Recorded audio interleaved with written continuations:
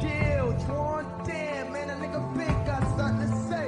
Yo, Big, what you got to say, Big? No, do you? A whole lot of niggas want Big to make a demo tape, especially that bum-ass nigga. Dark Nihilist. It's going out to you, nigga. Recognize. Yo, 50, what's this?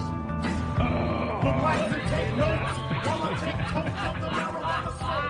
If you wanna choke, gun smoke, gun smoke. Hey, by the way, as you know, things in the rap community have gotten completely out of control. There was another shooting yesterday or 2 days ago, and I have offered my services. I will now declare... What? I have offered my services in mediating this problem between East Coast and West Coast. As a man who, like a young Tarzan, I grew up in a black neighborhood, I know how to speak to the black people in their own language. So what are you doing? I am offering my services on the show to mediate a sit-down between the rap communities. And what I will do is set a date right now, Robin, where any rap star is invited to come here and discuss the peace. All right. There's an Increase the Peace Summit. Increase the Peace Summit right here. On the Howard Stern Show. Yes. And what would that date be? March 33rd. That date will be... Let me pick a date. What is today's date, Robin? Today is what? The 12th? The 12th? Yeah. The 12th, and what day of the week are we in? This is a Wednesday. Wednesday the 12th? All right, let us wait till... Want to wait till next Wednesday? Groundhog Day. Groundhog Day. How about April Fool's Day? Hey, you want to wait till next Wednesday? What is next Wednesday? That'll give a week for all rap stars. The what? The 19th? Okay. Right. If you are a rap star, I want you to contact Gary Baba Booey back in the office. Any rap star. But we need representatives from the East Coast and the West Coast? East Coast and West Coast. Baba Booey. Come in here. We'll sit down. Discuss the problems? Discuss the problems in the rap community. And make the peace. Make the peace. The killing must stop. The killing must stop. Let's let it end with Notorious B.I.G. Let's let it end with Notorious B.I.G. And I know retribution is supposed to occur for Notorious B.I.G. and all that. What's up with that? I'm now talking the language. Ebonics. I'm talking Ebonics. Is this a time for Ebonics? Yeah. I'm just trying to relate. I would like to offer my services. Will we have a translator as well? Yeah. Media? Translator? How about a metal detector and a bulletproof booth?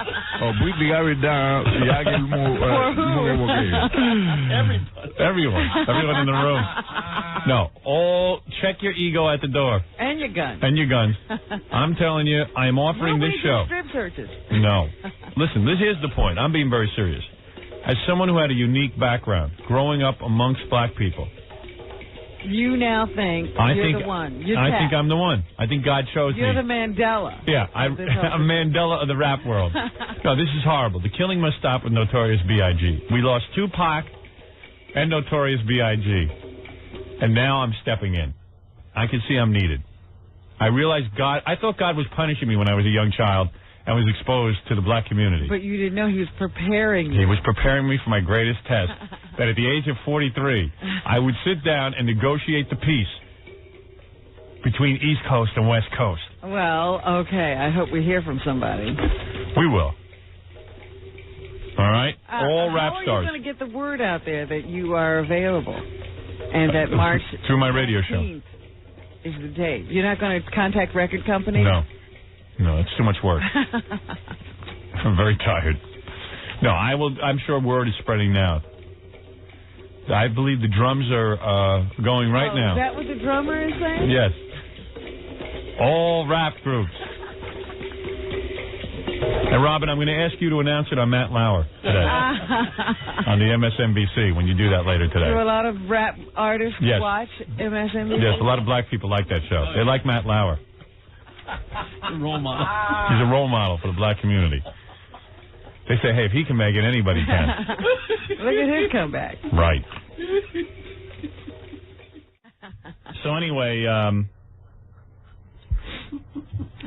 so I got on the air yesterday, and I said, hey, since all the rap stars are killing each other, I'll hold a summit here on the air next Wednesday and bring East Coast and West Coast together. Try to resolve the differences. So Gary calls me yesterday. He goes, boss, you're a genius.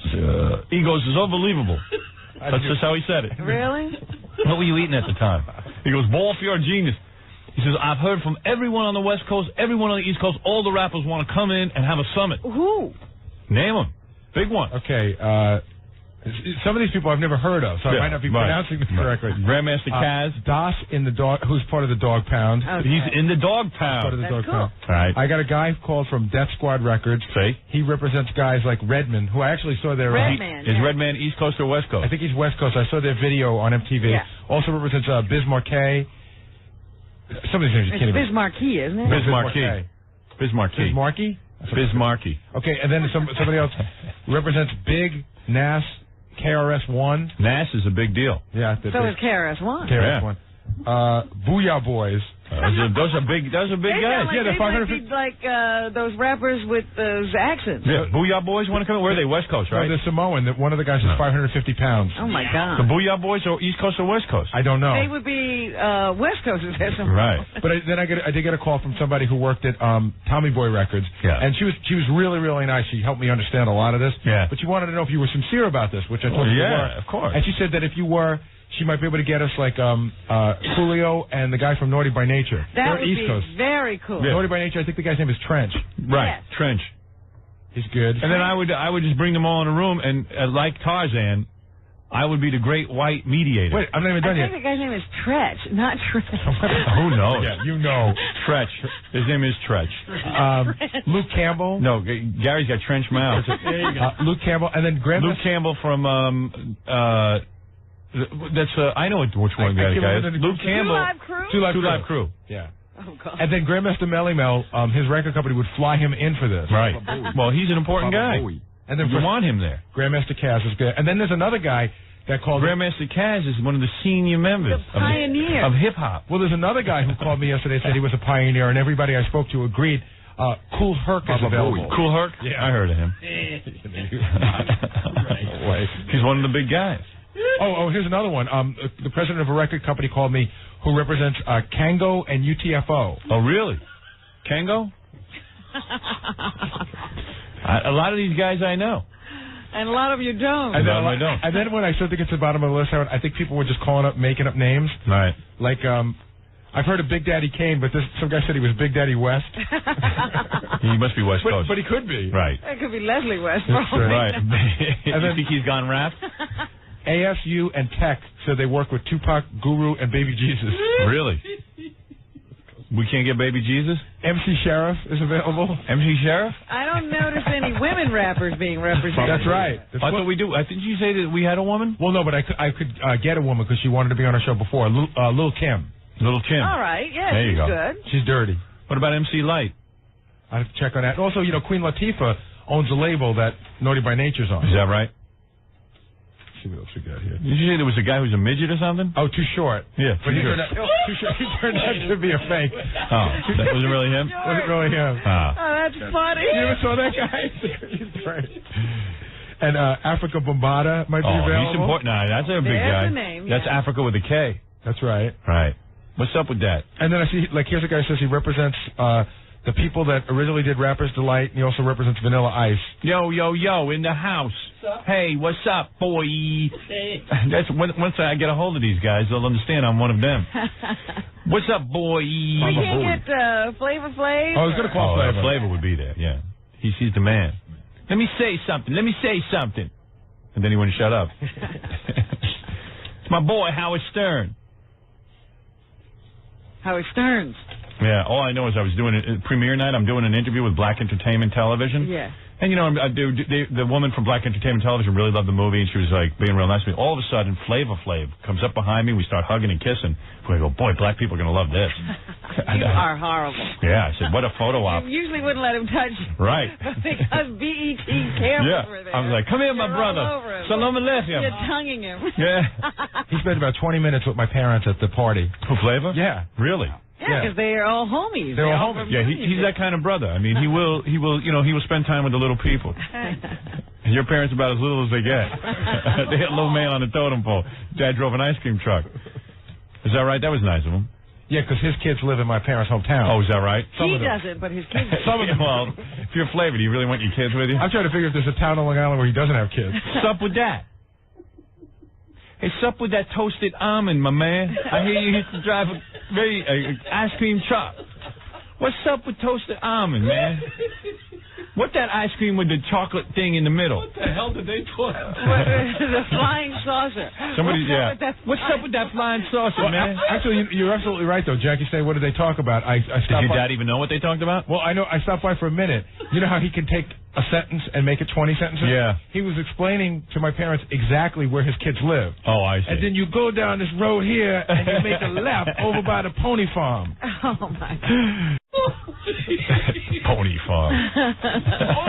Well, there used to be a pony farm in Union. Right. I know that one. I know that pony farm. That's the one I avoided. Yeah. Jesus Christ. So we have What's up? We have enough people in our rap summit to actually Have a summit. Well, yeah. I mean, we don't have enough room at this table to. Right. We might have to hold it in a hotel. I was thinking about bringing in bleachers. Really? Yeah, small sets of bleachers and you put One for East Coast and one for West Coast? Yeah. All right. And then you could stand in the middle like Donahue. Right. Well, what are you wearing for the summit? I'm going to wear rap clothes. Big baggy pants. Armor. Big baggy pants. And unlaced shoes. Yeah, unlaced shoes. And Backward hat. And wear that big hair that you wore at Channel 9. Right. I'll have my hair, what do you call it? Froed. Frode. Like mall hair. I don't know, man. Do I even have to be here that day? You have to. You called it. You are the mediator. I'm the man. Well, we need to plan this quickly, Howard, because there's people that are traveling for this and need answers today. All right. Oh, what kind of plans do you need to know? Well, like somebody's got to fly in. Right. We got to make sure. No, but of course they have to fly in. Well, first I suggest we have to hire some form of security. Yeah, I'll say. I don't want these guys killing each other during the show. Not here. Yeah. Yo, yo, yo. East Coast and West Coast brought together. Get everybody in the room. Make the peace. I'll be the greatest man. Will it hold? Will it hold? I'll be the greatest man. You might get the Nobel Peace That's Prize. right. I'll be the greatest man in the black community. By the way, as you know, I've called for, I'm going to read you some disturbing things next, but as you know, for March 13th, did we decide it was March 13th? No, 19th. No, March 19th, next Wednesday, I have called a summit. We're going to have it here live on the radio show. I am going to have all rap stars come in here, and we're going to work out the piece. And we have our first rap star who will be down here. Who is it? Grandmaster Kaz. Grandmaster? Yes. How are you, sir? How are you, Howard? Who is Grandmaster Kaz? He's an East Coast rapper. Are you not? Yes, I am. I'm one of the pioneers of hip-hop and one of the first rap artists out. I wrote part of Rapper's Delight for the Sugar Hill Gang. Is that right? That's right. Yes, and I'm currently with a group called the Cold Crush Brothers. We've been together for 17 years. Let me say something, my brother. Salam alaikum. Yeah, wa alaikum salam. Yes. First of all, as you know, my credentials are impeccable. No doubt. I know a lot about you, Howard. That's right. Like Tarzan, I grew up Who told you about the summit? Well, my nephew called me. He's an Yes. avid listener of Howard. Thank you, my brother. You know, his name is Bryce Williams, and That's a good I talked man. to you a long time ago, and we used to listen to you together. Anyway, I've done a couple of radio shows. People have been calling me from all over the country. Grandmaster, let me cut to the chase, if I may, my brother. As you know, my credentials are impeccable. I grew up in Roosevelt, Long Island, which is an all-black town. You know Roosevelt, right? If you're from East Coast, you know Roosevelt. You'd No be down doubt. with You'd be down with that, right? I'm down with that. Oh, okay. And I was formerly LV's cook, as you know. living large. Large variety. And Okay. whatever. And I, uniquely, like Tarzan, a white man who grew up among black people, I am the man who will bring the peace to the rap communities. Oh, you think so? Yeah, I'm not saying, they call me Julio. Julio. What's that? Like Coolio, I'm Julio. It's J-E-W. Half Julio. J-E-W-L-I-O. Julio. Now, let me say something. I plan on bringing I all... wish you would say something. I'm on Coolio. Grandmaster. Yeah. Let me just say that I am calling for all rap stars, East Coast and West Coast, to come on this show, and let's just say right now, we are going to put a stop to the killing. I say Notorious B.I.G. is the last brother to die. The last brother to die. I agree. Agreed. And the only man who can do this is myself, because I can bring the forum. I can have a proper forum for all brothers. And I'm just going to moderate. You understand? I'm going to let the brothers work it out for themselves. Well, that's what the brothers are going to have to do, Howard. Yeah, but if they do it here, it would, you know, at least you got a white man who has lived among black people who can moderate, who has no hidden agenda.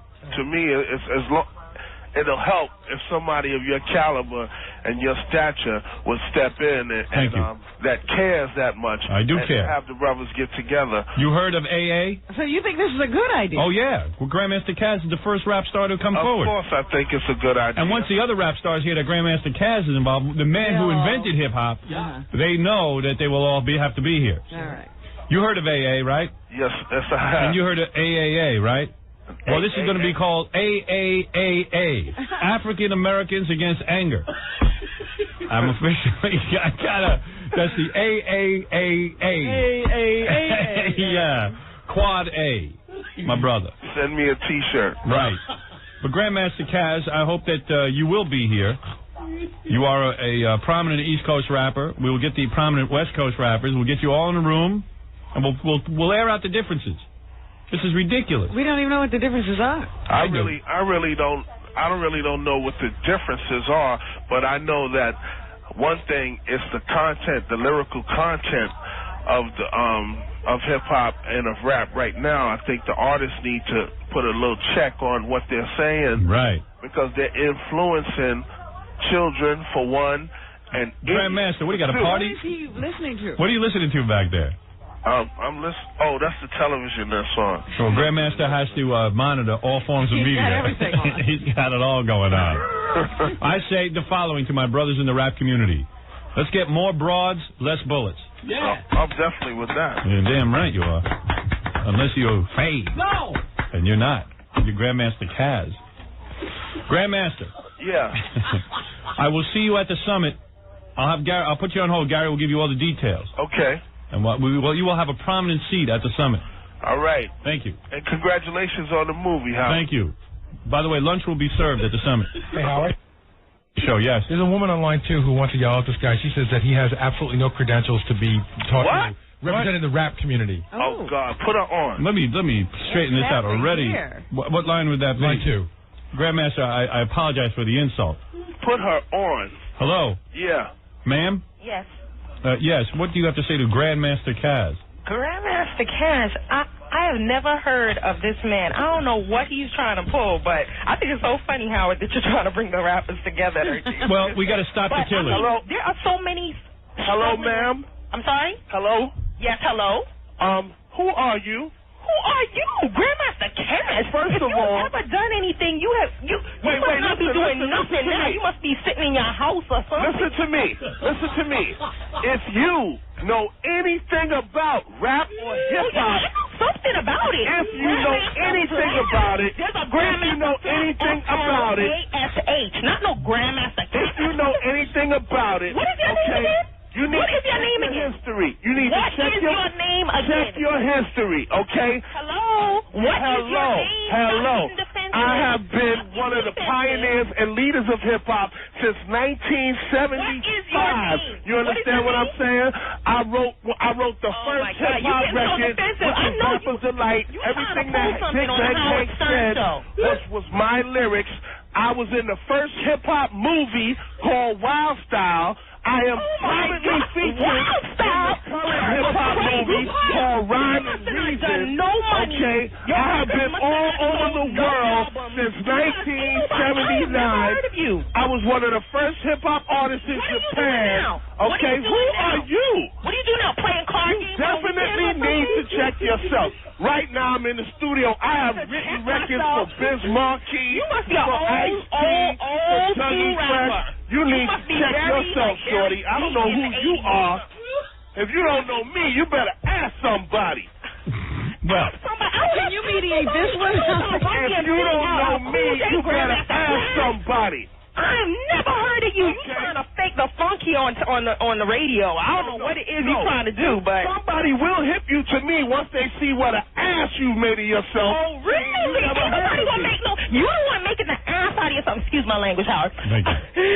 You're the one making the ass out of yourself on radio because somebody else gonna call and bust you. You best believe it. Oh, no. Nobody going to bust you. Howard will find out himself. Now, let me say. To check yourself. You want to get a little play on radio, so you trying to fake Honey, I've been on radio all week. I was on Good Day New York Wednesday morning. I was on Hot 97 for 3 days in a row. What are you talking about? Ain't no rapper out here that had an album out and everything gonna want to try and dominate the conversation. What are you talking about? Grandmaster, you got enough airplay. You must be starving for airplay on the radio. Right now. What do I need airplay for? What do I need airplay for? I was called to call there. Right. Somebody called me, told me I should call there. Now, Grandmaster. What do I need airplay for? Hey, lady, you're going to chase off on one rap star. You heard me on the radio all week. I heard of you. If you knew anything about hip-hop, you would have heard me on the radio. Now, Grandmaster. King, brother, don't act like you know King because I ain't never heard of you. I guarantee my girlfriend. Because you ain't nobody. That's why you ain't never heard of me. You must be buried. You probably don't know who you are. Now, Grandmaster. Nobody talk. You must have been really. Is this how the media's going to go? Oh, boy. Let me say something. Really been starving for some radio play. That's all I can figure. Kim, Grandmaster Kaz and Kim. Let me say something. First of all, Grandmaster Kaz, according to what he says, he has tremendous credentials. Really?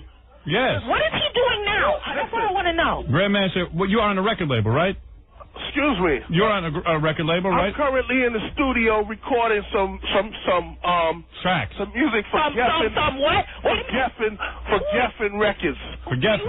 Do you produce people, or are you just out there for yourself? Do I have? Excuse me. I think you need to produce people because I have never heard of you. I never heard my friends talk about you. And you so darn well that even if your name is Grandmaster Kaz, nobody from the new rap industry, rap world, don't call himself Grandmaster nothing. Now, well, he started. That's from back in the day. Yeah. I'm not from the new rap world. I am of hip hop pioneer. I am from back in the days. I'm from the old school, and I'm still here. And I'm a permanent member of the hip-hop community, and everybody in hip-hop knows who I am. You were before. My point is, you acting like you some authority or something. Yes, I am an authority. All right, now let me say something. You not be no authority. You on the fringes of that. Yes, I am an authority. Say it as it is. Now, no authority. I'm much more of an authority than you are.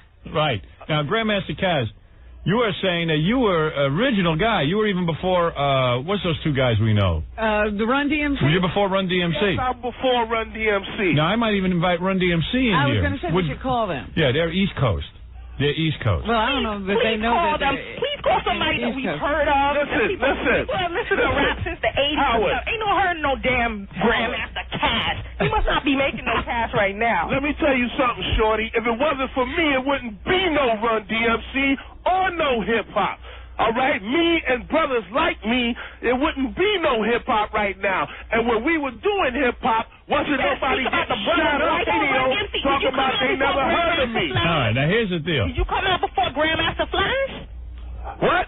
Did you come out before Grandmaster Flash? Me and Grandmaster Flash came out around the same time. Oh, is that right? Yes, that's right. With the same similar name. Yeah, that's right. Oh, man, that's really original of you. Yeah, that's right. Say that. Thank you very much. You can't say that. That means that hurts me so much coming from a known rapper. No. No. All right, now I know you. That's all right, let me say this. Kim, you're not even a nobody. Kim, so far, the only rap star I got coming to the summit is Grandmaster Kaz. I wish you wouldn't blow him away. Not yeah. Discourage him. When Grandmaster Kaz... All I'm saying is investigate who you have coming up there. Well, Grandmaster Kaz has some credentials. We are wondering what's really going on with these guys getting killed and everything. Well, then Grandmaster Kaz is going to help me... coming up there, you know? Well, he's going to sit at the summit and help me settle this thing once and for all. As a hip-hop pioneer, he might have something He might have to say, something as grandfather of hip-hop. Even if he's a fake, I'm sure he got something to say. I got something to say. But maybe you should be at the summit. You want to come? Do you want to be at the summit? Yeah. You do? Yeah. Well, then you stay on the line, too. Well, you stay on. I got two people. I think it's very ignorant. I think it's very ignorant for her to call like that and attack me and try to attack my credentials, and she doesn't even know. If you never heard of me, how do you know I'm not who I say I am? I'm telling you the truth. I have not heard of no Grandmaster, why don't you give her... Name some Grandmaster. a few rhymes or something I can remember. Why don't you name... I can remember. Why don't you do a little rap for her, and so maybe she'll remember. I can certainly come up with some rap of other people. I'll say it by other people. Let me hear you rap, Kim. I don't have to. I say the hip. A hip to the hip hop. You don't stop. I rock it out to the baby to the baby to bang bang, a boogie to the boogie to beat. I said what you hear is not a test. I'm a rapping to the beat. I said me, the groove, and my friends are going to try and move your feet. I say I am Wonder Mike, and I like to say hello. To the black, to the white, the red, and the brown, the purple, and yellow. But first, you gotta bang, bang, a boogie to the boogie, up jump the boogie to the bang, bang. Keep doing rappers you like. Keep going. Go ahead. Why don't you pick a little something that I remember? If you say, listen, ma'am, hold on. Go ahead. Could you hold on 1 second? Yes. I don't want to. I don't feel like I have to stand here and prove myself to you. My phone is ringing off the hook right now. Listen. The actual song. I'm not trying to be ignorant. I finished talking. Can I say something? Grandmaster. Can I say something? Let the Grandmaster say. Can I say something? The actual. Can I say something? The song that you're now reciting. Oh, now you asking me to say something? The song that you're now reciting. I wrote half of that song. Really? Which part? Every part that Big Bang Hank said. He's spelling out my name.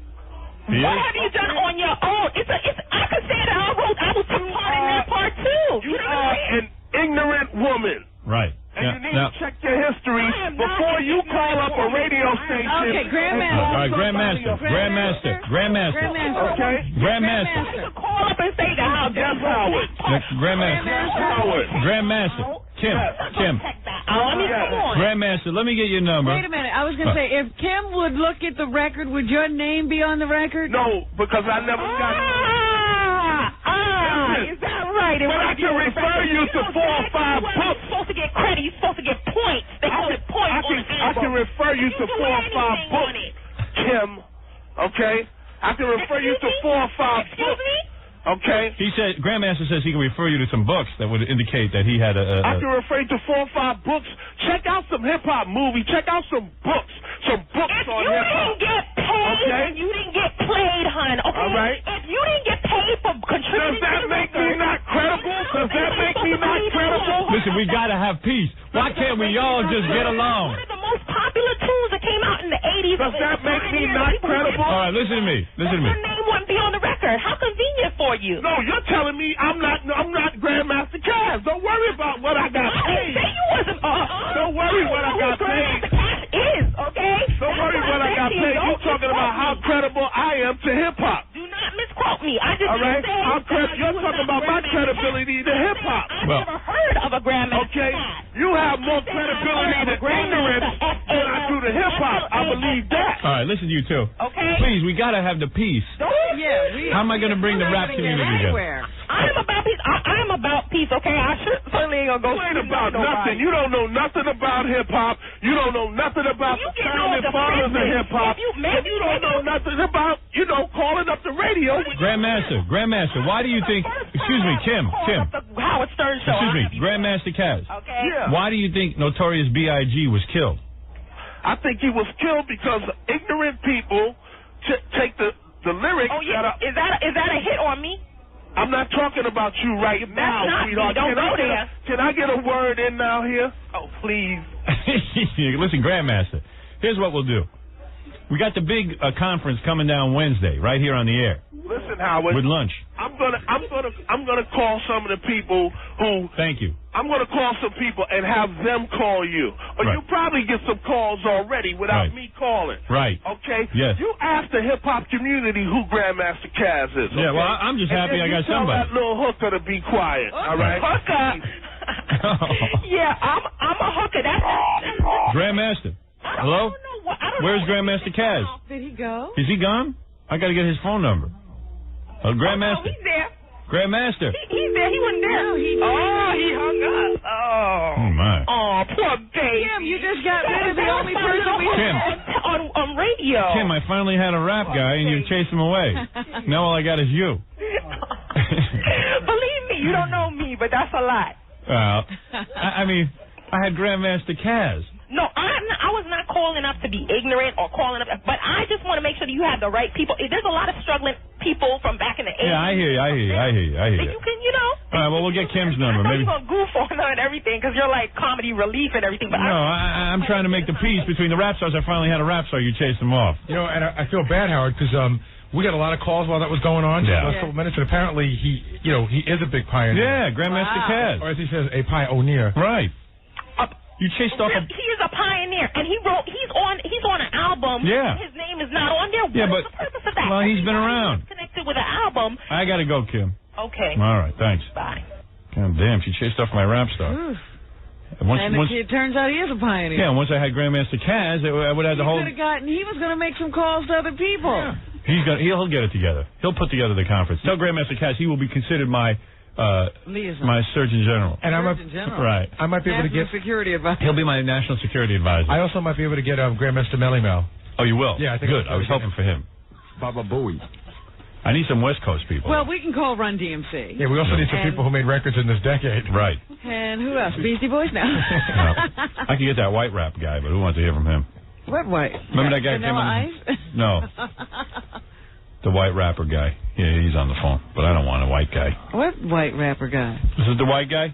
Yeah, what up, man? Yeah, what's your... Assalamu alaikum, Howard. What's your name again? E, man. E. Eric, for short, whatever. This is a guy with no Kaz record. is all that, Howard. Yeah. Kaz has been down since the 70s. Kaz did stuff in the 80s.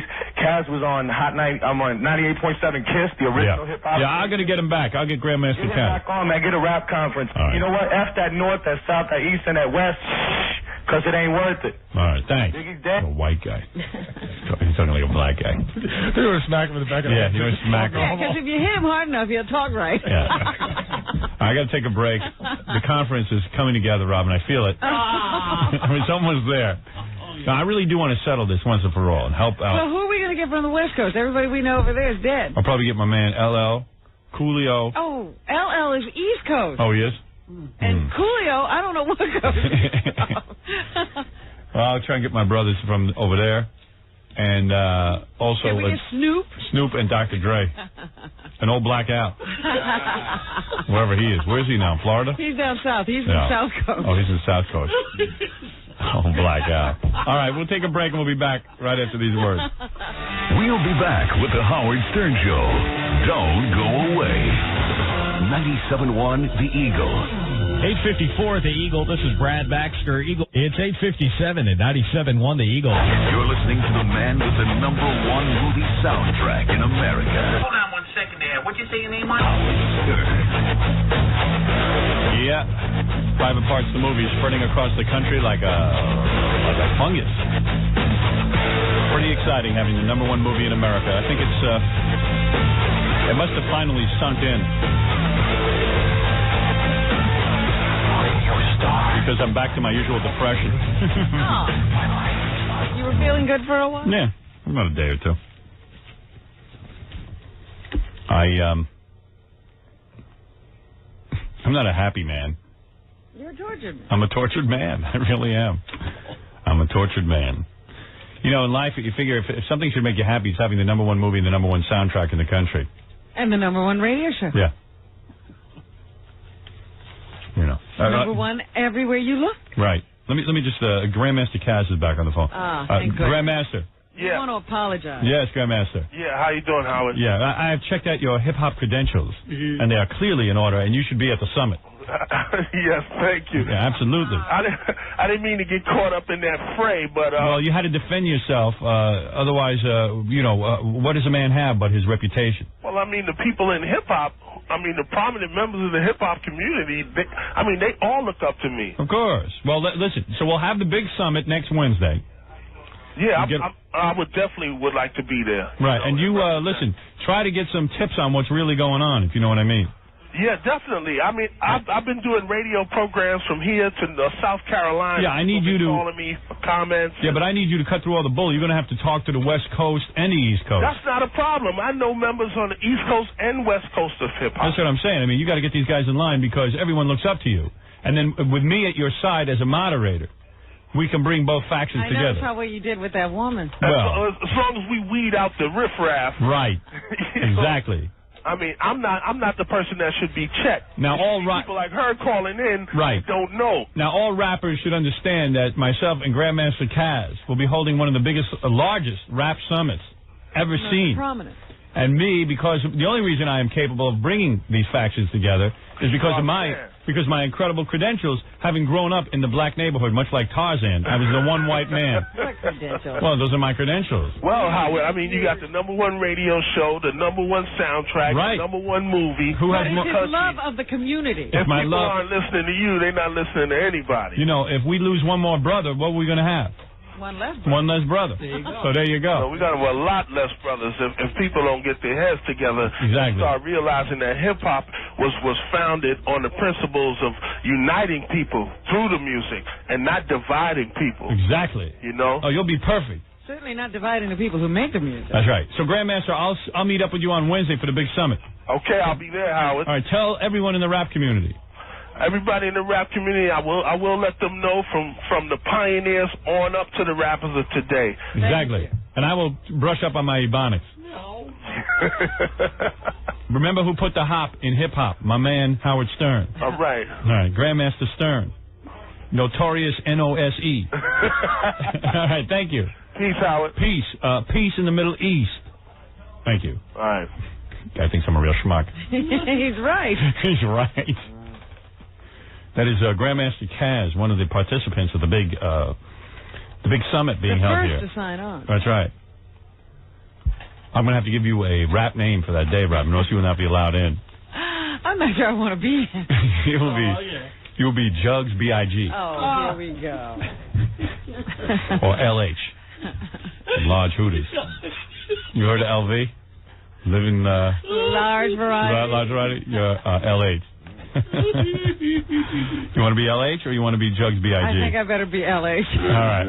Well, how about Lapio? Yeah. Lapio? Mm-hmm. I don't understand that one. Lapio.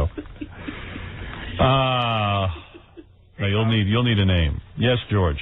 How you doing? Yeah. Rap stars are nothing but crack dealers with record deals, and I can prove that. You hear this noise? Mm-hmm. That noise, every time I put listen, I'm going to say this once to the engineering department. Whenever I put the phone up full volume, that noise occurs. Do you hear it? That's because they try to boost the gain. You got to boost the gain. I'm sorry, folks, if I'm boring you. You got to boost the gain without having this noise. Now, why do they not hear this? They never hear it, and if I never say anything, everyone will be completely satisfied. Howard, I'm putting up a list of the next ones that are going to get killed. Really? Yep. Yeah. Fat Joe is next. All right, thank you. That's ridiculous. Such an idiot. Right. He might be right, but he's an idiot. You need a rap name for the summit, Robin. What is your rap name? I told you. Nose B.I.G. B.I.G.? Nose B.I.G. You could be Vagina M.T. No, because you're M.T. lately. Notorious N.O.S.E. Right. Notorious N.O.S.E. How about LL Cool Badge? You like that? LL Cool Badge? Howard. Right. See? Everyone loves it. Yes. Who is this, Ricky? Hey, how you doing, Howard? I'll find my own hip-hop name. Right. How about Lump So Plenty? How you doing this morning? Pretty good. LL Cool Lump. What? Wanted to tell you a funny story. Happened Sunday at the Knicks Bulls game. Yeah, I just can't take this noise on my phone, so you'll be the last phone caller. Go ahead. All right. I'll be the last and the best. This is a very funny story. Sunday night at the Knicks Bulls game. Yeah. We're taking pictures with all different stars. Everybody, former Giants, NBA players, ESPN guys, just, shooting pictures. Everybody has a good time. We see Chevy Chase.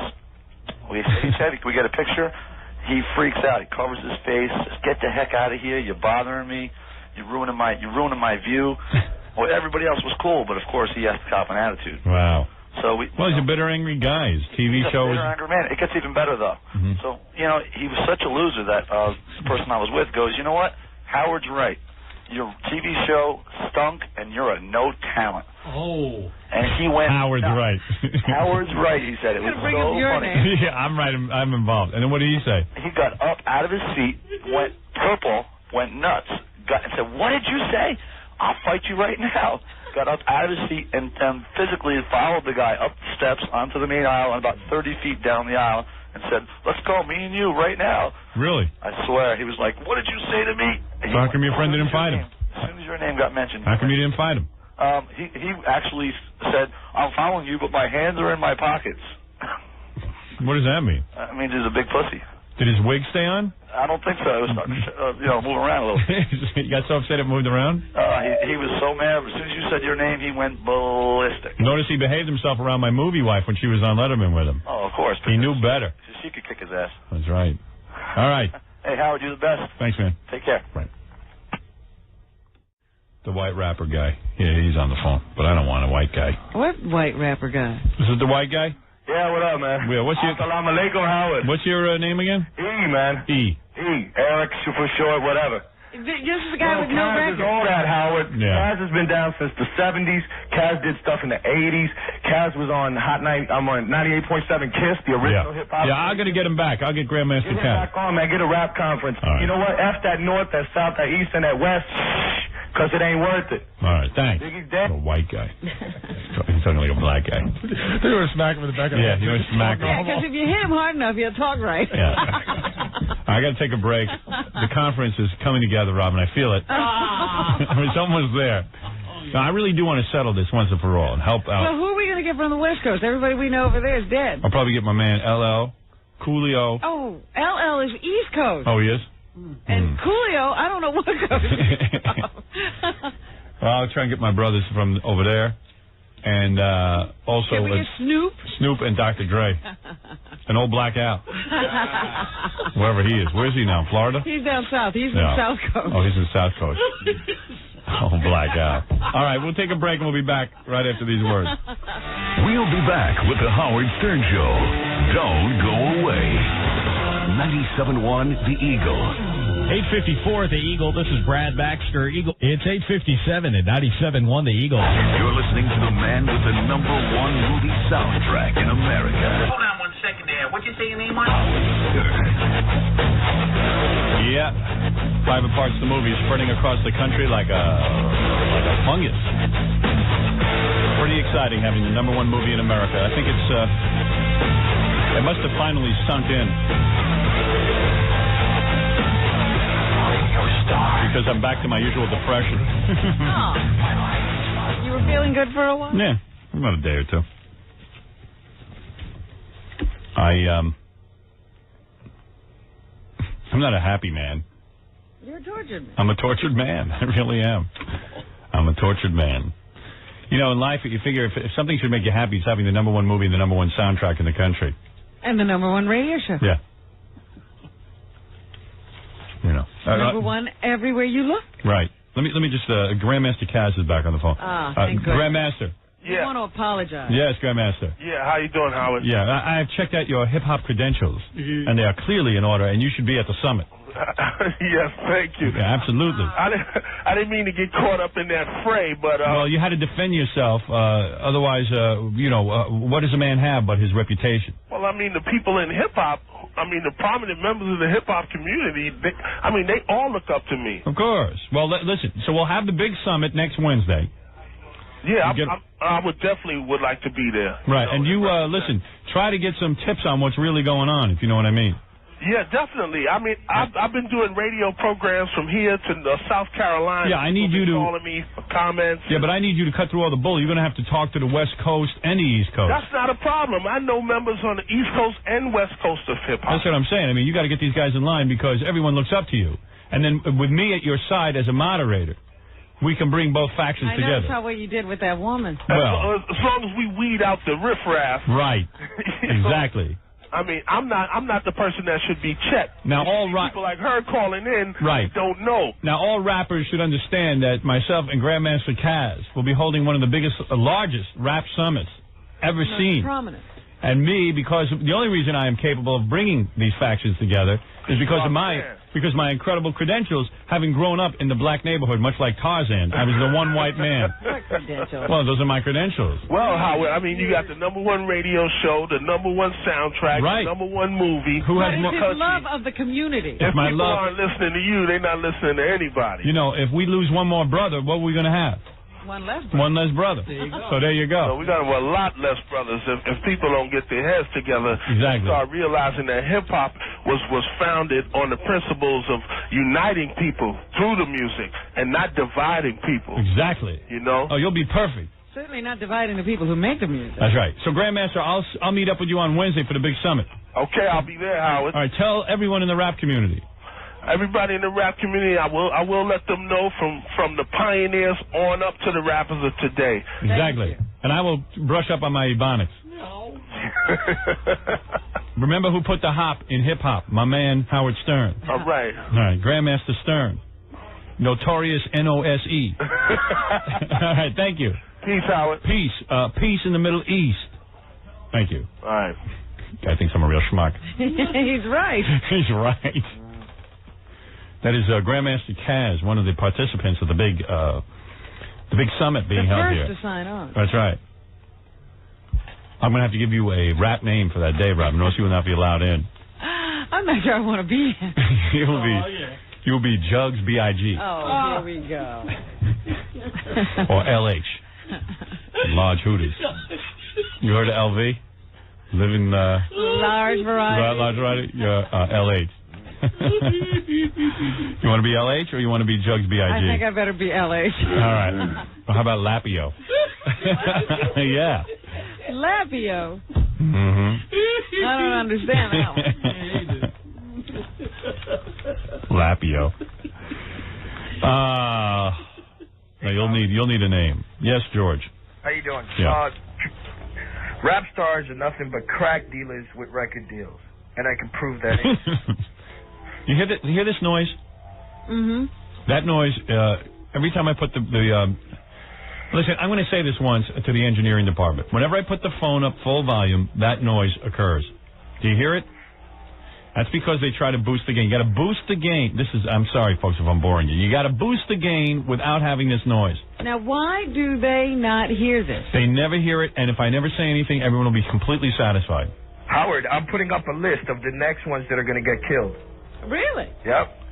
Yeah. Fat Joe is next. All right, thank you. That's ridiculous. Such an idiot. Right. He might be right, but he's an idiot. You need a rap name for the summit, Robin. What is your rap name? I told you. Nose B.I.G. B.I.G.? Nose B.I.G. You could be Vagina M.T. No, because you're M.T. lately. Notorious N.O.S.E.? Right. Notorious N.O.S.E. How about L.L. Cool Badge? You like that? L.L. Cool Badge? Howard. Right. See? Everyone loves it. Yes. Who is this, Ricky? Hey, how you doing, Howard? I'll find my own hip-hop name. Right. How about Lump So Plenty? How you doing this morning? Pretty good. L.L. Cool Lumps. What? Wanted to tell you a funny story. Happened Sunday at the Knicks-Bulls game. Yeah, I just can't take this noise on my phone, so you'll be the last phone caller. Go ahead. All right. I'll be the last and the best. This is a very funny story. Sunday night at the Knicks-Bulls game. Yeah. We're taking pictures with all different stars. Everybody, former Giants, NBA players, ESPN guys, just, shooting pictures. Everybody has a good time. We see Chevy Chase. We see Chevy. Can we get a picture? He freaks out. He covers his face. Says, "Get the heck out of here. You're bothering me. You're ruining my view." Well, everybody else was cool, but of course he has to cop an attitude. Wow. So he's a bitter, angry guy. His TV show was... He's a bitter, angry man. It gets even better, though. Mm-hmm. So, he was such a loser that the person I was with goes, "You know what? Howard's right. Your TV show stunk, and you're a no talent." Oh. And he went... Howard's right. Howard's right, he said. It was so funny. Yeah, I'm right. I'm involved. And then what did he say? He got up out of his seat, went purple, went nuts, and said, "What did you say? I'll fight you right now." Got up out of his seat and physically followed the guy up the steps onto the main aisle and about 30 feet down the aisle and said, "Let's go, me and you, right now." Really? I swear. He was like, "What did you say to me?" So how come your friend didn't fight him? As soon as your name got mentioned. How come you didn't fight him? He actually said, "I'm following you, but my hands are in my pockets." What does that mean? I mean, he's a big pussy. Did his wig stay on? I don't think so. It was starting to, move around a little. He got so upset it moved around? He was so mad. As soon as you said your name, he went ballistic. Notice he behaved himself around my movie wife when she was on Letterman with him. Oh, of course. He knew better. She could kick his ass. That's right. All right. Hey, Howard, you're the best. Thanks, man. Take care. Right.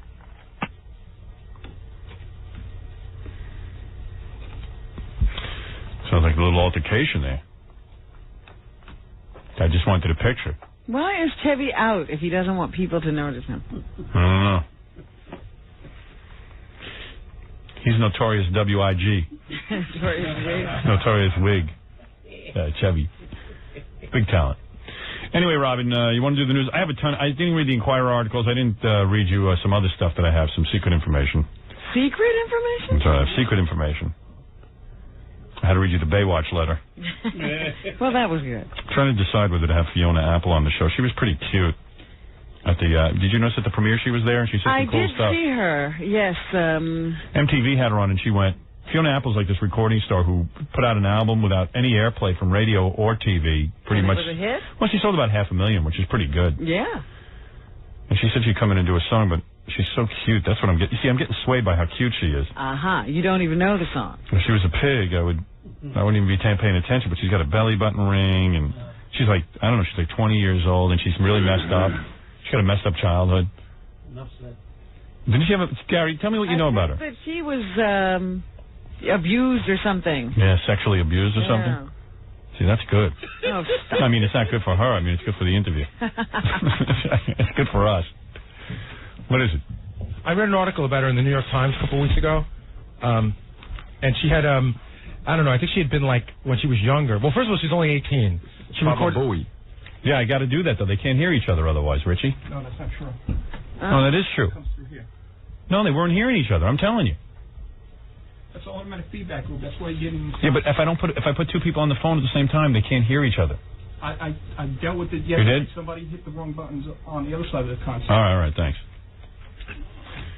I don't know. Just now, those two people couldn't hear each other. All right, I'll try it. So Fiona Apple, I read an article about her in the New York Times. She wrote this album when she was like 17. She's only 18 now, I think. Yeah. And I think when she was like 12 or 13, she was raped. But she says that's not what she's all about. She doesn't want to do all records about being raped. Right. And then they said that she was having some emotional problems, and she went to a special school. Yeah. And they pulled her out of the school so she could record her album. Really? How old is she? I think now she's either 17 or 18. Didn't you tell me she was hanging around with Marilyn Manson or something? Yeah. I think he brought her to the premiere. Yeah. But he left with Jenna Jameson. Well, just because you come with somebody doesn't mean you have to leave. Yeah, somebody told me that Jenna used to live with Marilyn. Really? Really? Yeah, that guy's They know lucky. each other from a long time ago? Yep. Baba Booey. Boy, look at this Fiona Apple. She's some... Let me hear the song. She's some little honey, but I know I'm getting swayed by how good she looks. Look at the belly button ring and everything. She was raped? That's what she said. By who?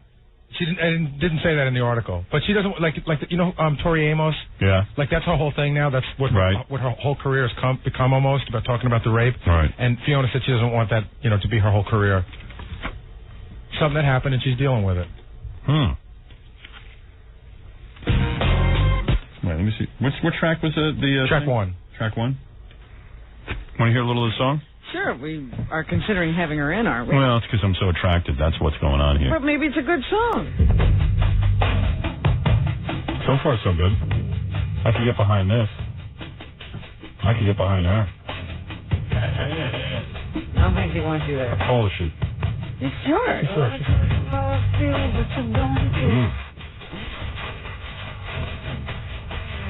You...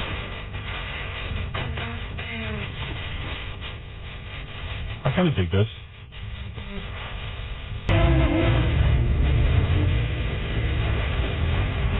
I dig this. You don't dig it? I see what you... Yeah.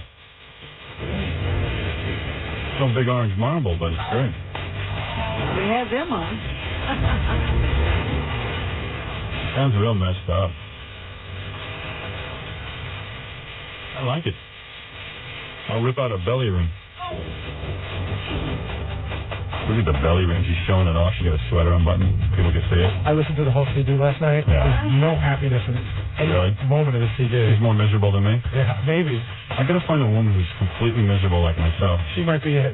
And what would you do with that woman? What? I'll have sex with her. I want to have sex with a completely miserable human being like myself. You think you want to be with a happy person? No. I'm with a happy person. You want something different? I want something different. I need someone as miserable as I am. I need someone to wallow in the misery. Ironweed. Right, ironweed. I didn't have to have sex with her. I have to kill her because she'll tell my wife. I like it. All right. What do you think? Yeah, I like like the song. Me too. What is she going to wear?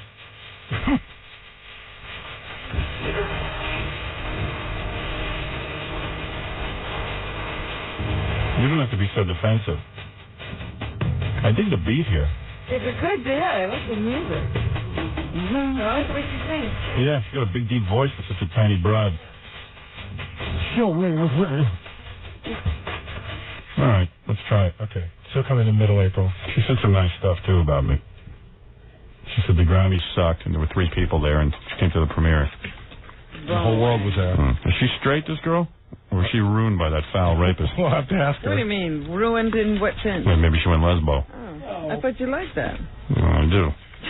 Sometimes they just don't have sex at all anymore. Ask her if she could wear just a nightie and a ball in her mouth. She's a child. No, she's not. She's 18. 18, that's a woman. That's a child. She can vote. If she's a child, that's a woman's body. Compared to your age, that's a child. Old enough. She's an old one. Oh, my God, I just realized she's half my age. That's right. She's 18? She's 18 going on 45. She's seen a lot. Yeah. She's older than her years. Oh, yeah. She's a cute girl. I might go out with her. I'd like to have me a nice young girl. You crazy. You're crazy. Fresh lettuce. Fresh lettuce. All right. Maybe she'll be my date for the rap summit. You need a date? She fits Yeah. in. Shouldn't I be dating for the rap summit? Oh, yeah. Well, she might have something to contribute. All right. Calming influence. How many rap stars have signed up so far? A couple. Really? Mr. Kaz, I got a hold of him. He's back, so Right. I got his number. Good. And a couple other guys called who I haven't really heard of. Right. So what? Get them in The here. answer is 1. All right. You want to take a break first, or can we just start news here? We're having a rap summit tomorrow. Gary says it's really turning into something. Really? Yes. What? Yes. What is it turning into? Well, we have a very well-rounded panel. Good. And it's going to be really good. Now, let me hear about this. How did you put this panel together? Tell us the history. Okay. Lots of people called, and we just had to figure out who is good and who is real. Right. Because there's so many people. You could be a rap guy and have a song and have a regional hit. Right. But everybody on the panel, pretty much big stars. Dougie Fresh, you've heard of him. Dougie E. Fresh? Yes, he'll be representing the East Coast. Grandmaster Kaz, who we had on the phone the other day, is one of the pioneers of rap on the East Coast. Does he represent East Coast or West Coast? East Coast. East Coast. Yeah. We're going to have in Kango from UTFO. Oh, Kango will be here. But UTFO was really big. They had one of the a seminal rap song called Roxanne, Roxanne. What is a seminal rap song? It means it was like one of the first ones that really I see. created everything. And what is he? East Coast? He's East Coast. Yeah. And we're also going to have a guy in named Chubb Rock. Chubb currently I remember him. Chubb currently has a single out about bringing the piece together. Oh, he does. And he's East Coast. He's East Coast. Chubb Rock, yeah. We got any West Coast people? We're getting to that. I'm just going down, down the list. And then we have Grandmaster Melly Mel. Okay, he's East Coast. He's East Coast, but he's on the West Coast right now, but flying to the East Coast to be part of the summit. I see. Okay. Grandmaster Melly Mel is East Coast. That's right. Even though he lives on the West Coast. Then we have sort of an odd character. We have Luther Campbell, remember Two Live Crew? Yes. Now Luther, or Luke as they call him, Luke Skywalker, he's from the South, but he's worked with both East Coast and West Coast, and he was in the studio. He's worked with Tupac, and then I think he was in the studio with Notorious B.I.G. right before he got shot. So he is the bridge between East Coast and West Coast. Exactly. He must know what's going on. He must know how to make the peace. He's been doing a lot. He's been on CNN. He's been doing a ton of Right. because he's the bridge. Right. Then we move over to the West Coast. I just got word this morning that joining us tomorrow will be 3 members of the Booyah Tribe. Oh. Now the Is Booyah. that West Coast? They're West Coast. Wow. The Booyah Tribe, the guys are not black. You sure we don't live in Africa? They're not black. They're Samoan. Yeah. Right? The guy, the main guy from the Booyah Tribe is 550 pounds. Right. And then his 2 brothers are both like 300 pounds. And they represent all of the West Coast. No, are they West Coast? They're though? West Coast. They are, Very and much so, even though they're not black. Right. Right. And then we're trying to fly in a guy by the name of DJ Pooh, who's really well known on the West Coast. All right. Part of that Yeah, whole. get him in here. And on the phone, we're going to have Das, D-A-S. He's on the phone. I can't tell you where he is, but when he's in hiding? He was in New York. Right. But he had to go somewhere else because he just didn't want to be in New York during the Biggie Smalls funeral. Right. He just thought it was too dangerous to be in New York. So he wanted to get out of town. He had to get out of town.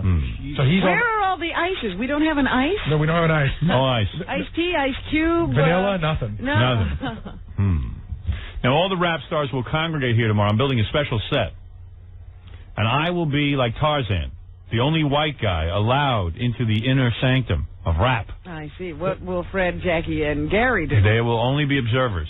But it's funny how... I will be one of the black people. I'm going among the black people. You're on your That's right. Black people love me. Uncalled for us.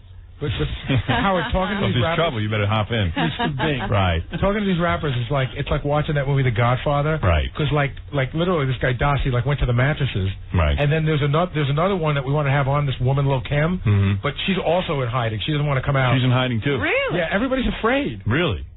What are they afraid of? They're afraid of. Maybe we should be afraid. Man, maybe I'm nuts. I'm getting out of town. What the hell's wrong with you doing that? 2 people killed. What are they afraid of? Well, I don't know who's shooting. There's a lot of anger out there. And we're gonna, But isn't it up to the white man to bring peace? Oh, yes. Someone who can be an so, observer? Sure, look at Africa. The white man's really helped there. I think I'm different. I think if I went to Africa, there would be peace. No, I will sit down with all the factions and try and iron out what's wrong, and then get them to sign this document I've contrived. Oh, really? You have a document? I have a document, and once they sign the document, that will be the end of the war, as we know it. And just so nobody that comes in tomorrow is insulted, we always have that metal detector out front. Right. Oh, yeah, right. I walk through it every morning. There you go. There you go. In fact, somebody searches my purse. How will I dress for this, Robin? Should I wear a loincloth? Oh, God. I don't That'll know. be comfortable. You know what? Do what you will. I got a desk under here. I can hide. I don't have to be out, The brothers love me, And this I glass will. is bulletproof. There it is. It absolutely is. The brothers are looking to make peace. Peace. And we will get to the bottom of this.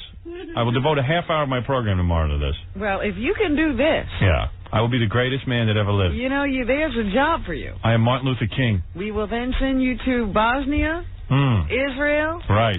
All the places. I'm starting with the rap community, and then I'm going to move to Israel and Bosnia. I will try to make the peace. This will be a very interesting show tomorrow. Right. And I will sing my opening song, then I will make an opening statement. Will we have a benediction? No. You know, No. these summits usually always open with a prayer. No, I will open with a statement. I did have a prepared statement that I've been working on for the last 3 days. I did have an offer from a community leader to come in, but since I never heard of him, I turned him down. Really? Who was it? I don't know. He said he was a community leader in New Jersey. Bring him in. And he wanted to come in and, give a speech. He did? Yeah.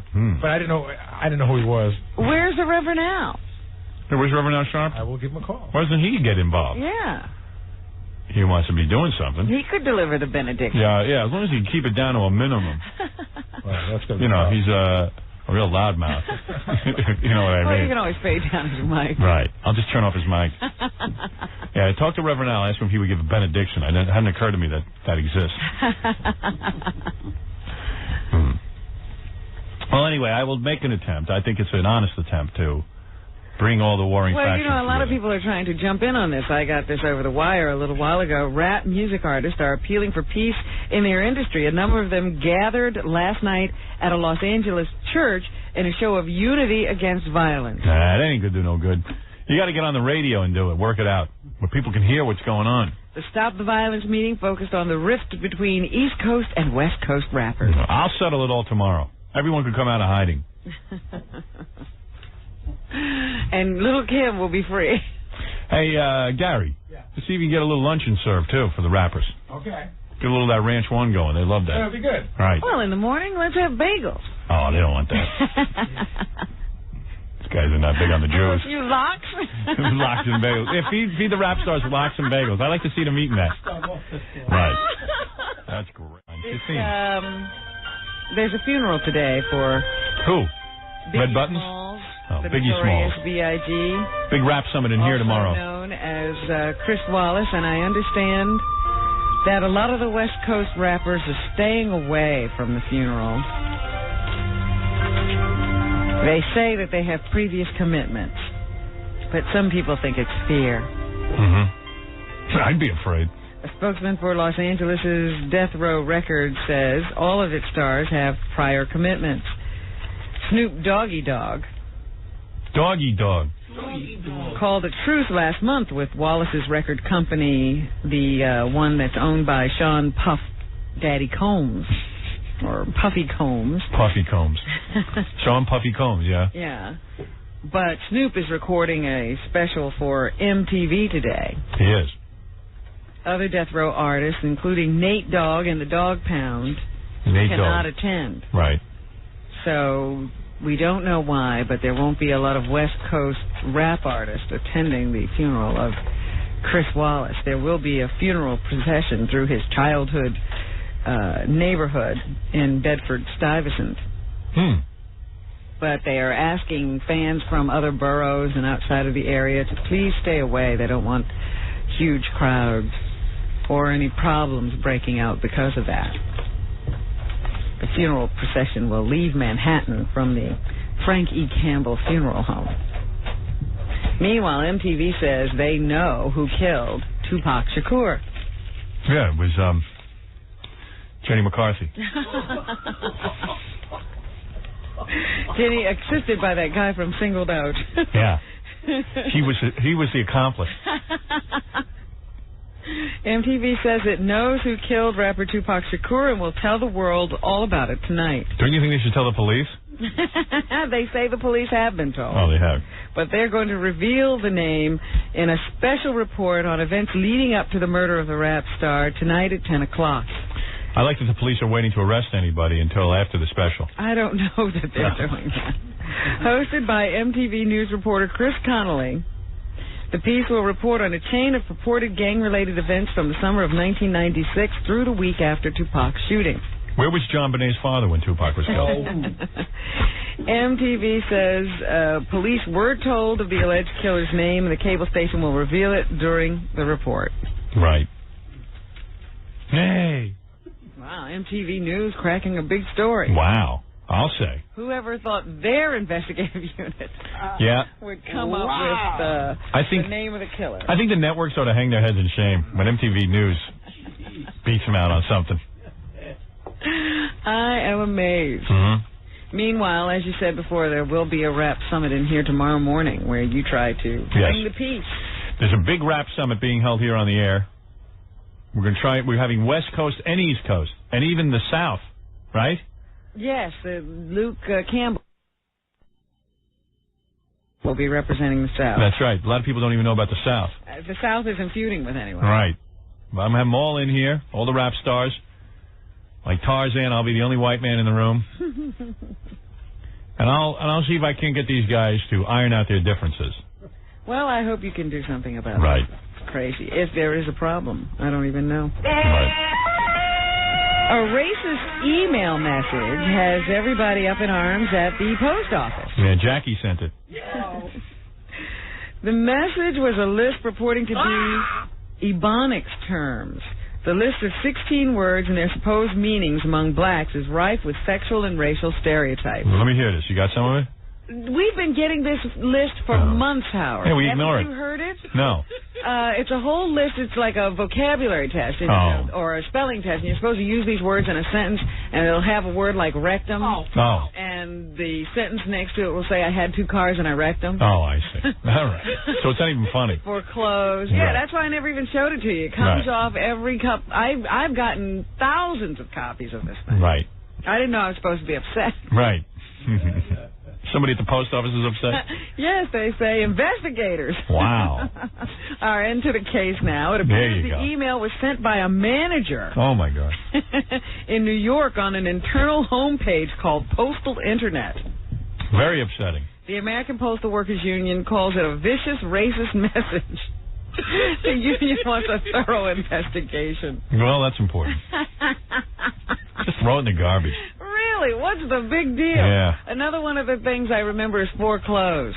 I lost my alimony money, so I don't have any money foreclosed. I see. Hey, that's funny. Some of our deepest humor is found in our pain. Here he comes. Coming alive. Understand the Booyah tribe is here. The entire Booyah tribe. They are West Coast. Booyah? They are considered West Coast. That's correct, Robin. I do know that. I was checking my key. Booyah's West Coast. What is that? That's 3 of the guys from the Booyah tribe, Howard. The entire tribe is 8 people. Is that right? We couldn't fit the whole tribe in. Do you know, Robin, what Booyah tribe means? No, Howard. Why don't you tell us? That's why I'm conducting this seminar. Because Booyah is the sound that a gun makes when it is fired. Is that right? Booyah! I never knew that. That's Booyah? That's Booyah. Oh. Booyah! I don't hear a Booyah. Peace! I'll tell you, Howard. Is Gangster Rid here yet? Yeah, they're really, really big guys. Yeah. But they look really gentle. Yeah. But they do have those. Which one is the tattoo near your eye with the teardrop? Is that a blood or a crip? I don't know which one it is, but it's supposed to mean that you've killed. Doesn't mean anything. It's either a blood or a crip, I thought. All I'm saying is I'm bringing all people together. We're going to settle this. And then I will be the greatest white man, and black people will love me. No, because I've watched Geraldo. That teardrop is supposed to mean you've murdered someone. Not with the Booyah tribe. Oh, I see. That's just a sign of, like, peace. How do you know? Because I'm a master of all this. I told you I'm like Tarzan. I lived among black people. You know what each tribe's markings mean. That's right. Is Rook here yet? Who? Is he part of the Booyah tribe? Oh, he's a rap star. And Cobra. Those three guys are part of the Booyah. Booyah. For Booyah? Yeah, there's three guys. Oh. Gangster Rid. Is Booyah representing the entire West Coast? Pretty much. Oh, is that it? Yeah, hopefully DJ Pooh's going to make it. DJ Pooh? Yeah. Yeah, make sure DJ Pooh And we're going to have Das on the phone. Now, Das is really big. He's like right in that whole West Coast thing. He's part of Death Row. He's the guy that's in hiding. Oh, I see. He's at a relative's house. What about Dougie Fresh? Is he here yet? No, he didn't make it here yet. But Dougie's representing East Coast. He's the East Coast representative. Dougie Fresh? Yeah, Dougie Fresh. What about Kango? Kango is here. Is he East Coast? Yeah, that's right. These are all East Coast guys, Robin. You should know that. Chub Rock is here. Right. What about Grandmaster Melly Mel? He is here. And Grandmaster Kaz? He has not arrived yet. Right. And what about Pebbly Pooh? She'll be here any minute. All right. Pebbly Pooh. Yeah. There's DJ Pooh, not to be confused with Debbly Pooh. Pebbly. Whatever. Pebbly. Pebbly Pooh. God, I'm glad you have to. We're going to need rap figure names. all this out. And everybody call people to the. Is everyone going to wear a giant sign? Pretty much. All yeah, right. everyone's got. It's not as giant as it should be, but everyone's wearing a name tag. Do I look as frightened as I am, or do I look like I'm calm? No, you seem to be holding. Oh, okay. I think your fear is hidden behind those glasses. Let's. Yes, exactly. Let me ask you something, Gary. You're going to need a rap name. So I got a couple to choose from here. You decide what you want, or we'll decide. No, I'm into all right, it. You can be Toothy B.I.G. All right. Snoop Gummy Gums. Toothio. Toothio. All right. MC Stupid. Or Flavo Phlegm.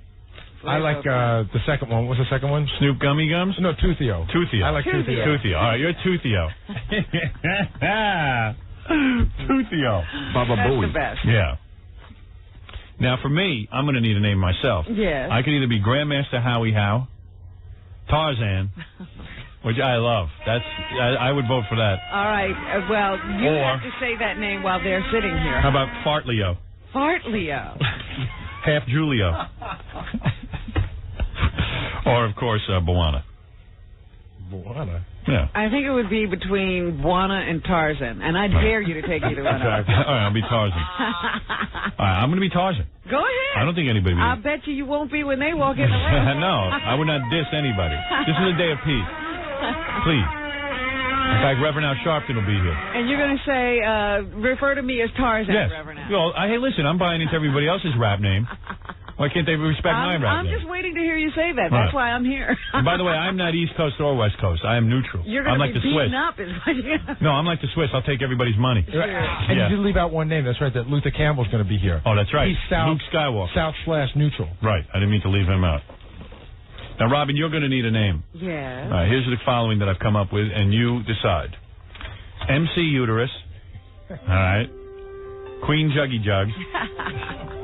Run IUD. Or Sister Jugs are plenty. I think I'll take Run IUD. All right, Run IUD. That's your name. All right, there's Toothio, Run IUD, and Tarzan. Now, Jackie, you could be LL Joke A. Or Sir Jokes a Lot. Or 2 packs of beer. 2 packs of beer. Or Glorious POT. What do you think? I did Glorious POT. Well, I think 2 packs. 2 packs of beer? All right, 2 packs of beer it is. You don't like Sir Jokes a Lot? I like Sir Jokes a Lot a lot. All right, Bob. 2 packs of beer. Or Sir Drinks a Lot. All right. Now, for Fred, I say Fred is always Fred. All right? We don't You change. can't be Eric for the rest of the- No. It's always Fred. That's the bottom line. That's his rap name. And Freddie, all right. And Grillo will be Notorious B.A.L.D. Notorious B.A.L.D. Oh, B-A-L-D. I didn't. I thought B-I-L-D. No, B.A.L.D. Okay. Notorious Bald. And John can be MC Stammer, as everyone knows that's his rap name anyway. And he's not in on this anyway. Yeah. Yeah. Do you want to talk about what happened yesterday at the Maureen O'Boyle show? Oh, yeah. So, We already spent a half hour trashing tons of people, various disc jockeys. The guy has a Charles Grodin tape. I want to get to that too. Oh, yes. They spent an hour bashing. Was it an hour show? Yeah, but is it an hour? It was an hour show, but I hate to say, Howard, you were only the first half hour. Oh. Although I don't know why they wouldn't have gone the whole hour. Right. What I would have gone the whole hour. What do you have to talk about? Yeah. What's to talk about? You got people all animated. Why would you stop? Why stop if you got a good topic?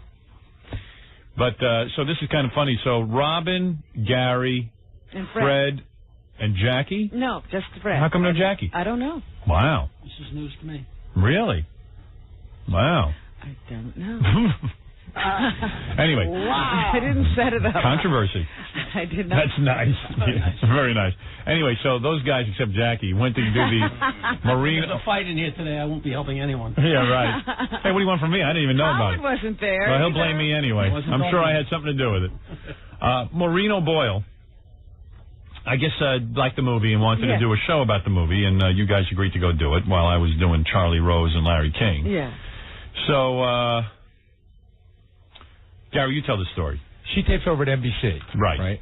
So they sent the car for the three of us, and we get out of the car, and there's a security guy waiting for us. Yeah. And as soon as we walk in, he says, "Follow me, please," and he brings us right onto the special elevator that, he can make go right. It's always right, waiting it for us. has a key, and he's the only one who can use it. Okay. So he gets on the elevator, he's got a walkie-talkie, and he says, "I'm on my way up with the folks from the Stern Show." Right. So all of a sudden, coming through that walkie-talkie, we hear, "Don't bring them up! Do not bring them up! It's Wendy there!" Or somebody. They were screaming. Pam is supposed to meet them in the lobby. Don't bring them up! So don't leave the first floor without Pam! So we really? Like over the walkie-talkie? Yeah, screaming. Shut up! Shut up! So we were like, well, what's that all about? And the elevator was already moving while the screaming is going on. I see. So we get to the 8th floor, and the door's open, and we didn't know what to do, and he didn't know what to do. So the security guard says, let's just go. And I was the first one out of the elevator, and I literally almost bumped right into Rosie O'Donnell. So what they're trying to do is keep Robin, Gary, and Fred away from Rosie O'Donnell because she can't handle it. I guess. She does her show. It looks like she does her show on one side of the building, and then has to walk across this main lobby on the 8th floor to get to her. Look how well trained she's got them. That they're like afraid for you to be seen next to Rosie O'Donnell. Yeah, it was so funny. Wow. Oh, this is ridiculous. So you get off the elevator and you bump right into Rosie O'Donnell. Well, Gary was the first one off, and she's moving down the hall. She had a couple of people around her, and I heard Gary say hi to somebody. you know when you literally bump into somebody and they look right at you. So just said, "Hey, how you doing?" Right. And she just looked at me quizzically and just kept walking. Oh, really? Oh, she's confused. I don't know if she knew who I was or if she didn't know who I was and didn't want to. Well, let's say she didn't know who you were. Why is she so goddamn? Yeah, she can't say hi to somebody. And if she did know who you were, what did you do to her? Maybe all people are supposed to be kept out of the hall when she's walking. Oh, she's such a cow. She's another cow-faced loser. I don't care how many TV shows she has and how many old ladies watch it. She's a loser. I thought that was because the people were having a heart attack trying to keep us out. Imagine your job is to keep Rosie O'Donnell away from us. You know what I mean? Like they have to scream into walkie-talkies and worry about it because she must be such a bitch on wheels. I don't think I've ever said to you, keep me away from somebody. No. You know what I mean? Imagine your job is you have to worry so much about her fragile ego that you have to keep her away from people.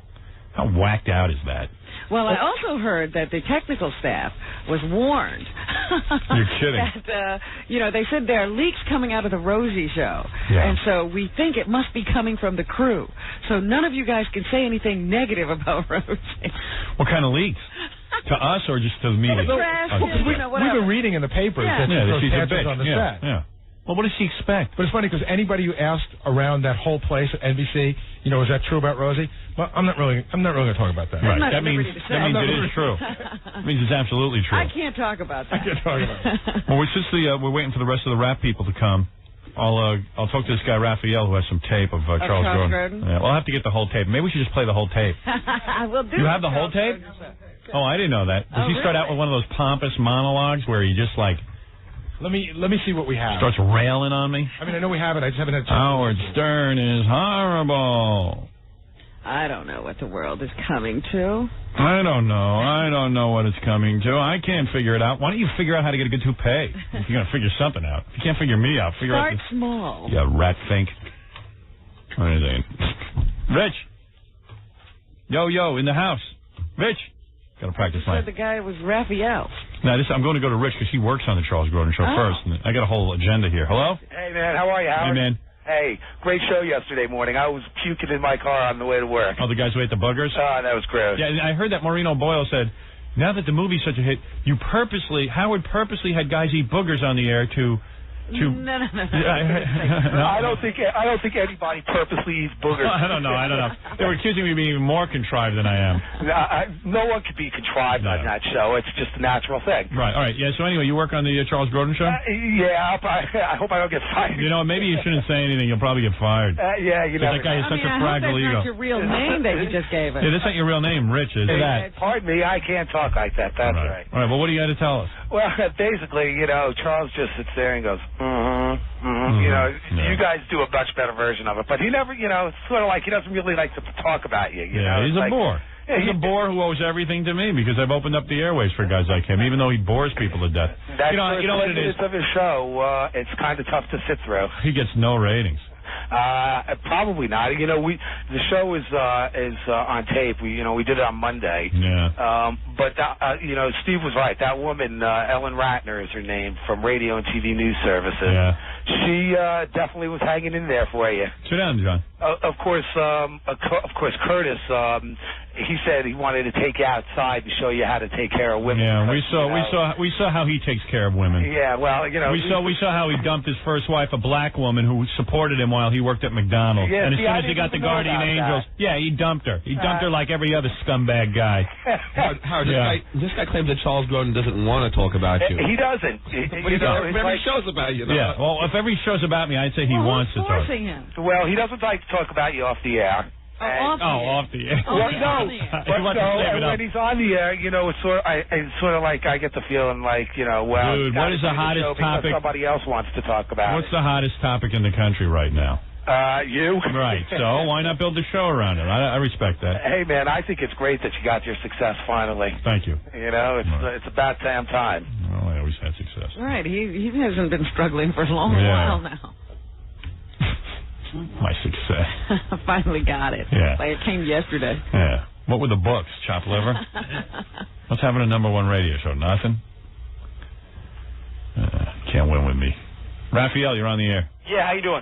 So what I did was I put together a montage. Oh, good. A montage of both Wish my his staff little would do monologue that. in the beginning, Yeah. where he's looking somewhere off camera. Who knows where he's looking at? Yeah, that's another thing with Charles Grodin. He doesn't look into the camera. Where is he looking? He looks off to the side. I know. He's talking over here. Well, just like Medusa turns people to stone, it's the same thing. Yeah. Your hair might turn into his wig. I think at a certain angle you can really see the bald spot, so he has to turn away. And he looks insane. He So doesn't I want have you that, to and then I have a montage of Let me hear Curtis it. Flewa. Go ahead. All right, here we go. Here's Hey, Curtis, the guy who I used to put on the radio, I was real bad to him, you know, so now he's going to go around bad-mouthing me. Right, and he has some personal things to say. Anyway, I'm going to play Charles Grodin first. All right. What exceeds the bounds of decency? Take on the remains, the bones of a young woman who died on the air and say, what's this, the head bone? What's this? What do you think? What's this? How about the Jeff Dahmer show? Jeffrey Dahmer, who was murdered, who killed his victims and ate them. How about that? If he hadn't died, let's them right from prison. The Jeff Dahmer show. I'd watch Jeff that. Tells you what kind of utensils to get. What parts of the body? Look, here's a part of a body. What does not succeed? What's his accent? Body. I think that's sort of. Pittsburgh. And he also has these long, dramatic pauses. Yeah, well, he's got nothing to say. So you think that he's about to keel over. You go, is he all right? You know what it's like? It's like going to church and hearing a sermon from the priest. Right, and half of the sermon takes 2 hours, but it's all pauses. Isn't it funny how he's wigging out and he wears a bad wig? Isn't it ironic? Isn't it ironic? He wigs out and he wears a wig. Yeah. All right, so here's he starts talking about the fans and stuff like that. Oh, okay, yeah. They're all a bunch You of won't see in that movie that he advises 14-year-olds who become pregnant to self-abort. You won't see that. That's not all that. You advise. Oh. But, by the way, I don't remember that. Everything he says sounds funny. Yeah. Did I actually advise them to do that? I don't think you've ever gotten a 14-year-old on the air and To advised them to do self-abort. anything. How would they do that? What an idiot. He doesn't say in the movie. He doesn't have that in the movie. Yeah, sorry. You know what? I wish I did. That's a commercial for you. We never did that. We would have thought of it. Gee, I'm sorry I didn't put that in a movie. If I had done it, I would have. All right, here we go. likable. And you won't see the Tejana singer Selena, who was murdered. You won't hear him talk about the terrible taste in the Spanish have no real taste in music, and you won't hear flavor of music and gunshots, and there's no depth, and make fun of this murdered young woman. There's one of his dramatic pauses. Yeah, did you hear that? Murdered young woman. All right, and murdered young woman. First of all, Charles, that happened after the movie ends, you dope. Dodo. I like his accent, too. Yeah, we do, too. What is that? He's so bad. But this is the most honest man in America. He tells it like it is. And you will not see the hateful bashing of African Americans and gays and women. You won't see that. What bashing? Describe a situation where I've bashed African Americans and gays. Where? Where's that happened? Well, you know, he's such a champion of all the minorities. Yeah, he's great. Anyone who does something different than he is bashing. Right. You know? Because you know why? Because you're funny, that's why. Yeah. And he's not. No, and because he has no audience and he's jealous, that's all. Go ahead. No one would know what he was doing anyway. Right. Okay. If he probably is bashing African Americans. No, no one cares. Go ahead. I hear someone. You won't hear about how that one of his adversaries, a boss at some place he was working, that he wished that he'd be in a men's room and someone who had AIDS would come in and rape him and have sex with him and infect him with the AIDS virus, and then this man who got the AIDS virus, this boss of Howard Stern, would then bleed into his children's cereal so the children would get AIDS too. You don't really see that. Why don't they show that in the movie? You know, I'm going to complain to Ivan Reitman. Why can't we make a movie pull that out? where I rape his kids' food?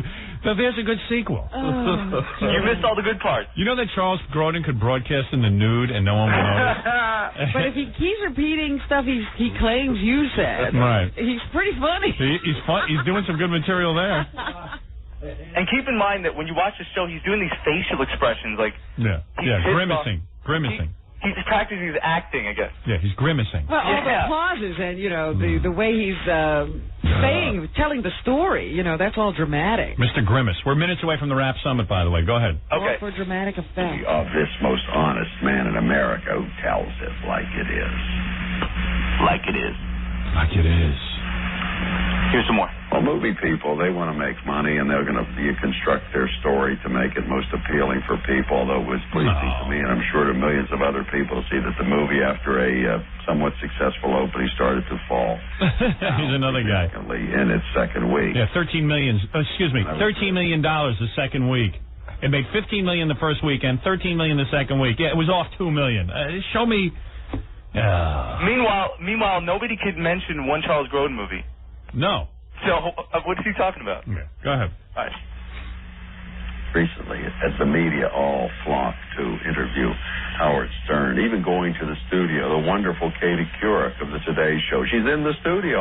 Couric. She's so charming. Doesn't even know her name. He calls her Katie Couric. It's like, you know, be aware of other people in the media. Her name is Katie Couric. Even the wonderful Katie Couric. That's the new thing. That's like David Denby of New York. You know, he writes for a hack magazine like New York Magazine, which is basically a local magazine rag. And he puts down Janet Maslin of the New York Times because you know why? He wishes he could write for the New York Times. So now the thing is to put down other reporters who gave me a favorable review. Yes. That's the new thing. To somehow make you feel better because you have a job at New York Magazine, which probably pays you about, what, $500 an article? Well, all right, there's some more. He talks about the fans, but I know you're pressed for time. And you got to hear Curtis Sliwa. The guy's like a white Don King. Go ahead. It's amazing. This guy's good. He's got a nice little compilation tape. Yeah, because I kind of know your shows. I think you could, like... My wife at the time, Lisa, she's a tough gal. She used to shine her boots on his backside. This guy didn't know when to quit until finally he had to put him in check because he's really just a wimp. I told him, look, I'm going to hit you so hard your mother will feel the vibrations. We're not joking anymore, Howard. You know, you may prove it to the suites, but we're going to have to take it to the streets. And then he backed off. When did that happen? You see that? When did that happen? When did he ever threaten me physically? Boo, Curtis. Did you even meet his wife? Your own shadow. Yeah, Curtis. Well, they're talking about who's pees in his pants every time somebody comes up to him. Really? Big puss. Way to satisfy a woman in bed. Lisa couldn't wait to get out of there. Did you even... And you want to talk about racism, man? What about that black woman who supported you when you worked at McDonald's that you dumped over? Why don't you talk about that? Now, that doesn't necessarily... You did it because she was black. racist. Of course it does. Of course it does. He certainly Another isn't white the man. women, though. Another white man keeping the black woman down. Pervert. That's racism. Maybe he's senile and doesn't remember. Go ahead. All right, ready for some more? And what was this? What he came up to me and told me to back off, and I did. He threatened to fight with you. Was there ever a falling out between you and Curtis? No. There was never a falling in. Falling in. He used to invite me when him and his wife used to host that show. They'd invite me on all the time, and then whenever they had a fundraiser, they tried to drag us to it so they could get people to donate money. I know he gave me a plaque. Thanking me for supporting the Guardian Angels, and he even gave me a party. Yeah. Because I've been very supportive of he's a total hypocrite and a liar. Instead of going on and saying what he really feels, and he's very grateful to me for helping him raise money for the Guardian Angels. That he doesn't say. He's a hypocrite, man. Don't you get it? Curtis Lee was biggest achievement. And if anything, by the way, the only reason he's got a talk show now is because of the freedoms I've created on the airwaves. Yeah, and the fact that we used to have Lisa on all the time. Right. Then they decided, well, hey, let's put them on the air. Yeah, well, no wonder Lisa left him, because he's a liar. Why don't you talk about the party you threw for me? Why don't you talk about for the last 3 months you've been trying to get booked on our show? Why don't you mention that? You prick. Hey, this is the, gang up on Howard thing. Because he's successful and they put out a good movie. Everybody's on your coattails. Yeah. Although you got to admit, this is kind of funny. It is hysterical. Yeah, go ahead. His biggest achievement is standing on the street with a coffee can collecting money for the Guardian Angels. Yeah. Yeah, all right, here's some more. Back for all those people in his life who made fun of him, who had the pretty girls, who had the muscles. He was the kid who had the sand kicked in his face at the beach, and now this is his method of revenge. And he gets titillated out of being able to get over on people and make fools out of very important, very prominent people. Politicians lick his boots to get airtime on Howard Stern. Yeah, but Ellen, a guy like him years ago in the neighborhood, we would have given a attitude readjustment. What neighborhood? Room, and he would have been sucking concrete, and that would have straightened him out. But he's able to get away with it on 50,000 powerful watts. So what Charles Grodin has no problem with, Curtis's solution to everything is to punch somebody. Punch anybody. Yeah, he's not interrupted him once. No. All he suggested is violence. Yeah. Yeah. Hey, you know what we ought to do? We ought to beat him up. That'll stop him. I threatened him. I'd like to kick him. I'd like to punch him. He ain't kicking anyone. Because he knows when he's alone, they're going to put 5 more bullets in him. That dope. He's sitting there he looks like a cross between Joe Pesci and Gorillo.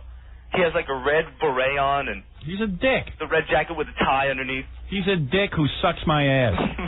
The only thing Curtis does now is he does an imitation Howard Stern radio show. Right. And then he enters pie eating and hot dog eating contests to get publicity. Right. That's really great. That's where we want to see radio go, to the Curtis Sliwa way. But Robin. Howard Stern impersonator eating pies and hot dogs.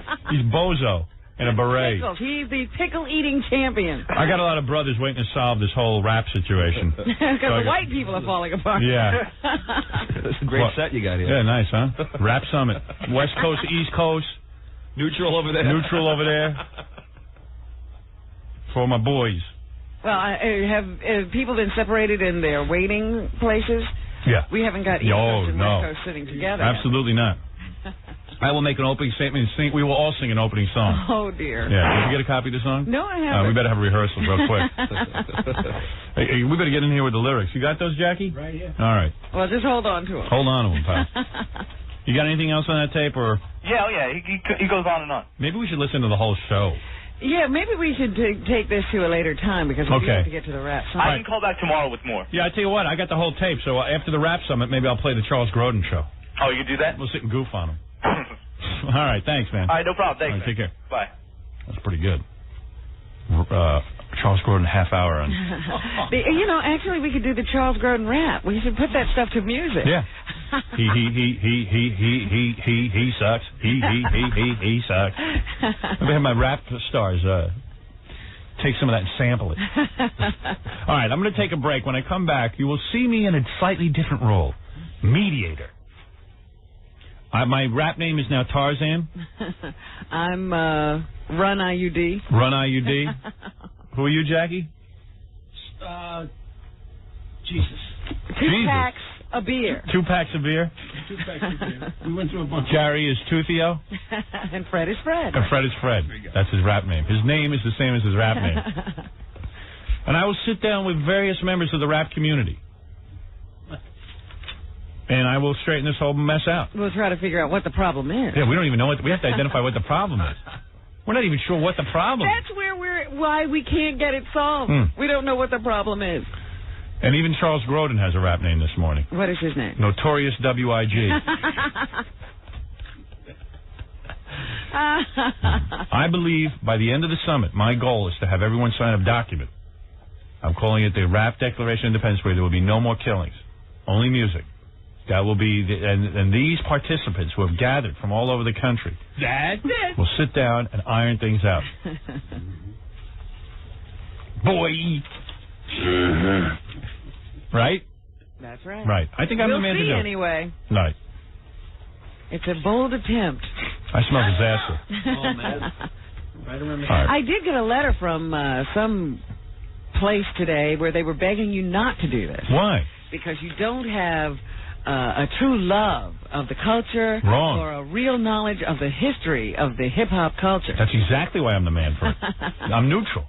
I won't get in the way. They appreciate your efforts, but they would like you to step out of this because black people need to solve this on their own. I know who sent that fax. Who? Tom, our general manager.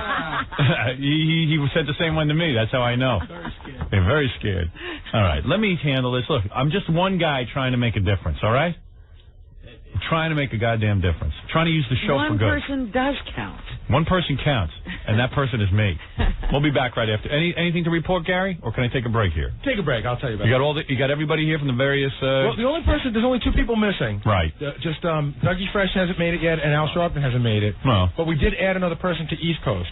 Who's that? D9. Oh, D9 is here. He's only got 9 fingers. Is that right? Yeah. Why is that? I didn't ask. I'm going to find out in a minute. We'll find out. All right. Well, D9 is here in the house. But D9 was at Biggie's funeral. He was? Oh, he was there? Uh-huh. Well, there you go. Was he pepper sprayed? No. All right. Let's take a break. But he didn't dance on top of a car, so he should have. I just saw one fat white broad getting pepper sprayed. It's from the New York Times. New York Times report. She was screaming, "Hey, you cops, don't pepper spray me. Don't you see who I am?" They were like, I don't care who you are. We're pepper spraying you. Move, you cow. No. We'll be back right after these words. We'll be back with the Howard Stern Show. Don't go away. Do it again. You're listening to the Howard Stern Show. All right, now, we're going to have the big rap summit. We're moments away, where we solve this whole East Coast, West Coast thing. I've invited all of the top rap stars from East Coast and West Coast. Robin, would you like me to, before even the rap stars get in here, would you like to do a song about this to get everyone motivated? I think it would be a good idea. Yes. To set the tone with some music. Some music. Some of my music. And then I'll make my opening statements. All right. And then we'll invite... your opening statements before the rappers come in? Yeah. Oh, so everything's going to happen before they come in? Yeah, because then when the rappers come in, they'll be ready to rap. I see. You know what I mean? I'll get them all charged up. All right. They're listening to this? I hope so. I hope not.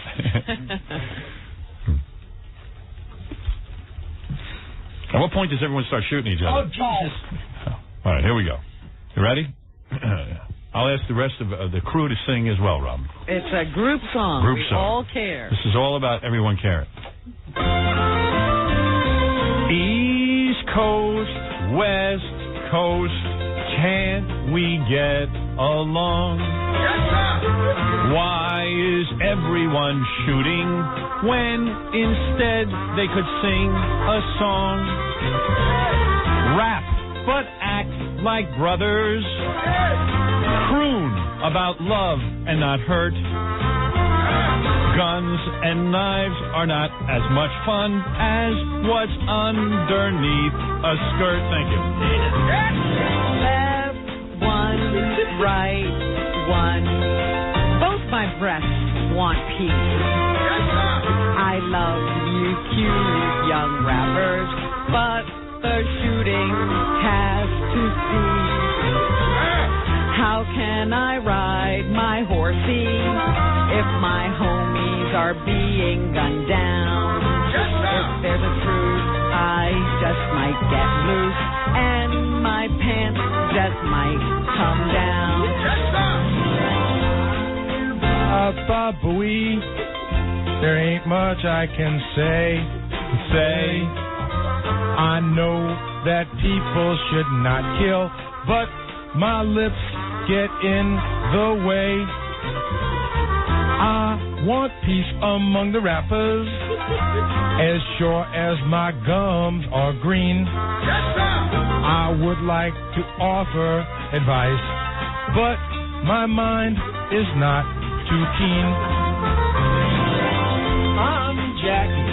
And I am Fred. And we want peace on the street. If you'll stop the war, I'll stop being scary. And I'll stop making stupid CDs.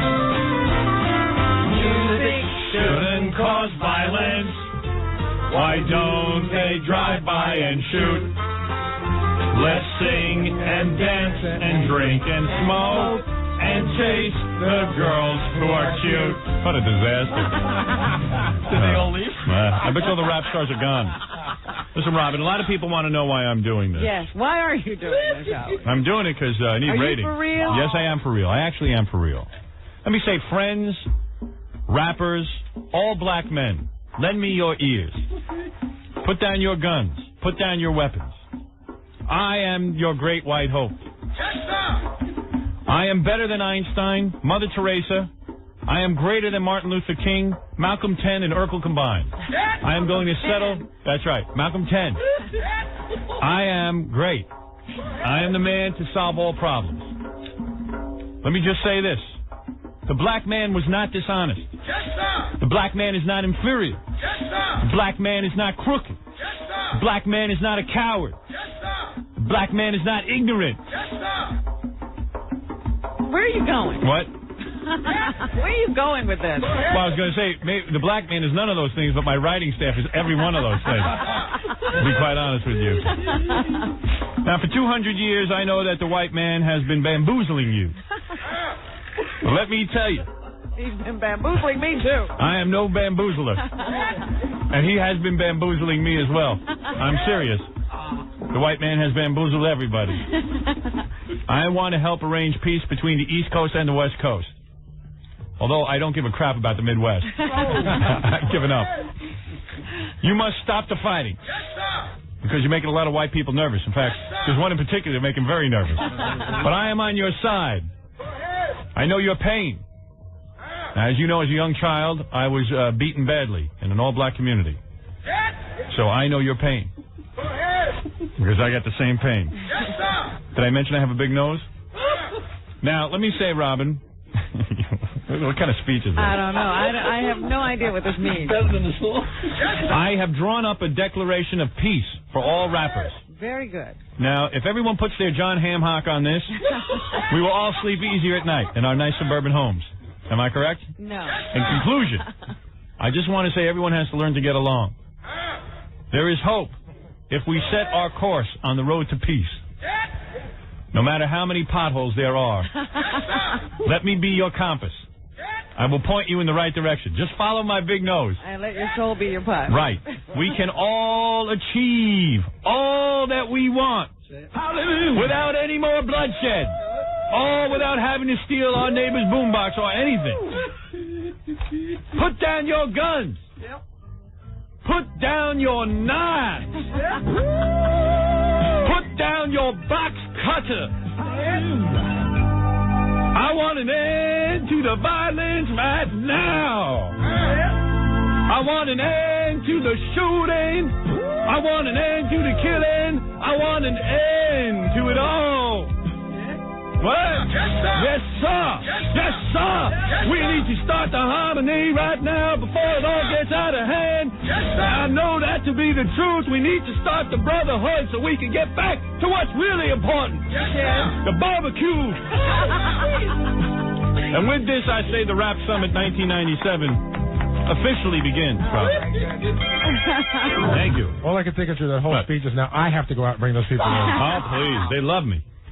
All black people love me, right, Robin? I think so. Yes. Until they heard what you just said. Well, I think it was very noble what I said. I'm trying. I don't know what you said, so I think we're safe. You going to bring the rap stars in? Well, you want to do that right now? All right, now, who are you going to bring in? Everybody? Everybody comes in, right? All right, yeah. Okay. All right.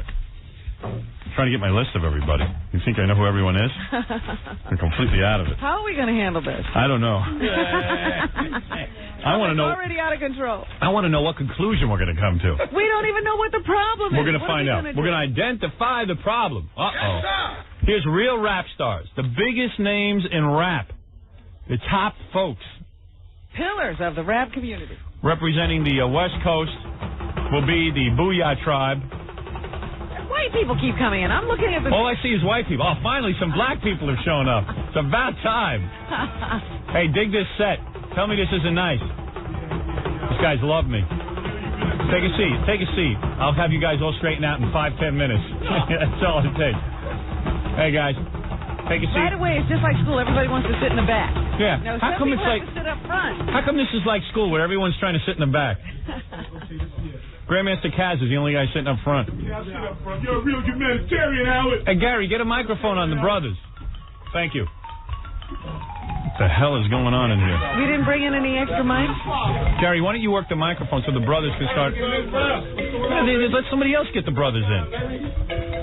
I see a lot of rap stars hugging each other. So far, this is going good. Uh-oh, West Coast. Well, you can see the Booyah. The Booyah Tribe. Hey, guys. Peace. I don't know. A lot of these West Coast guys didn't show up, but I got enough West Coast guys to get the dialogue going. I see Pebbly Pooh is here. Yes. Very excited to have her in here as well. This is a real... Hey.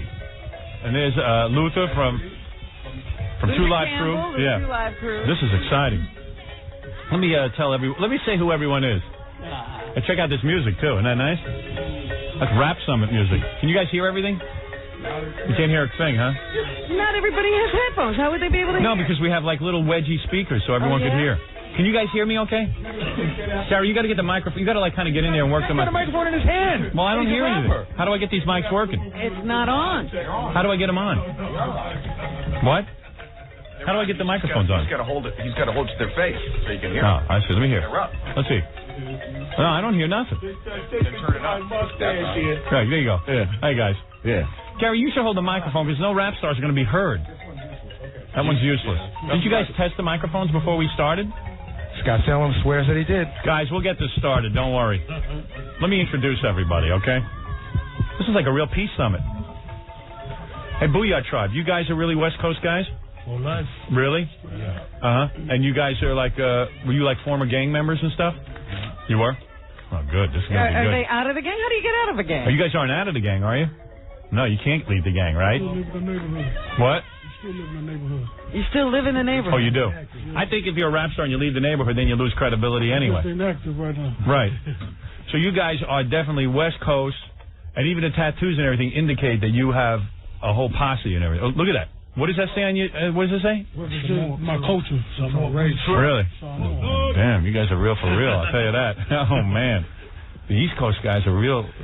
They're real quiet over there. Yeah, you guys are mellow in comparison. This is scary, man. I'm scared. I don't like it. What? There's only 3 members in the rest. That microphone ain't working, is it?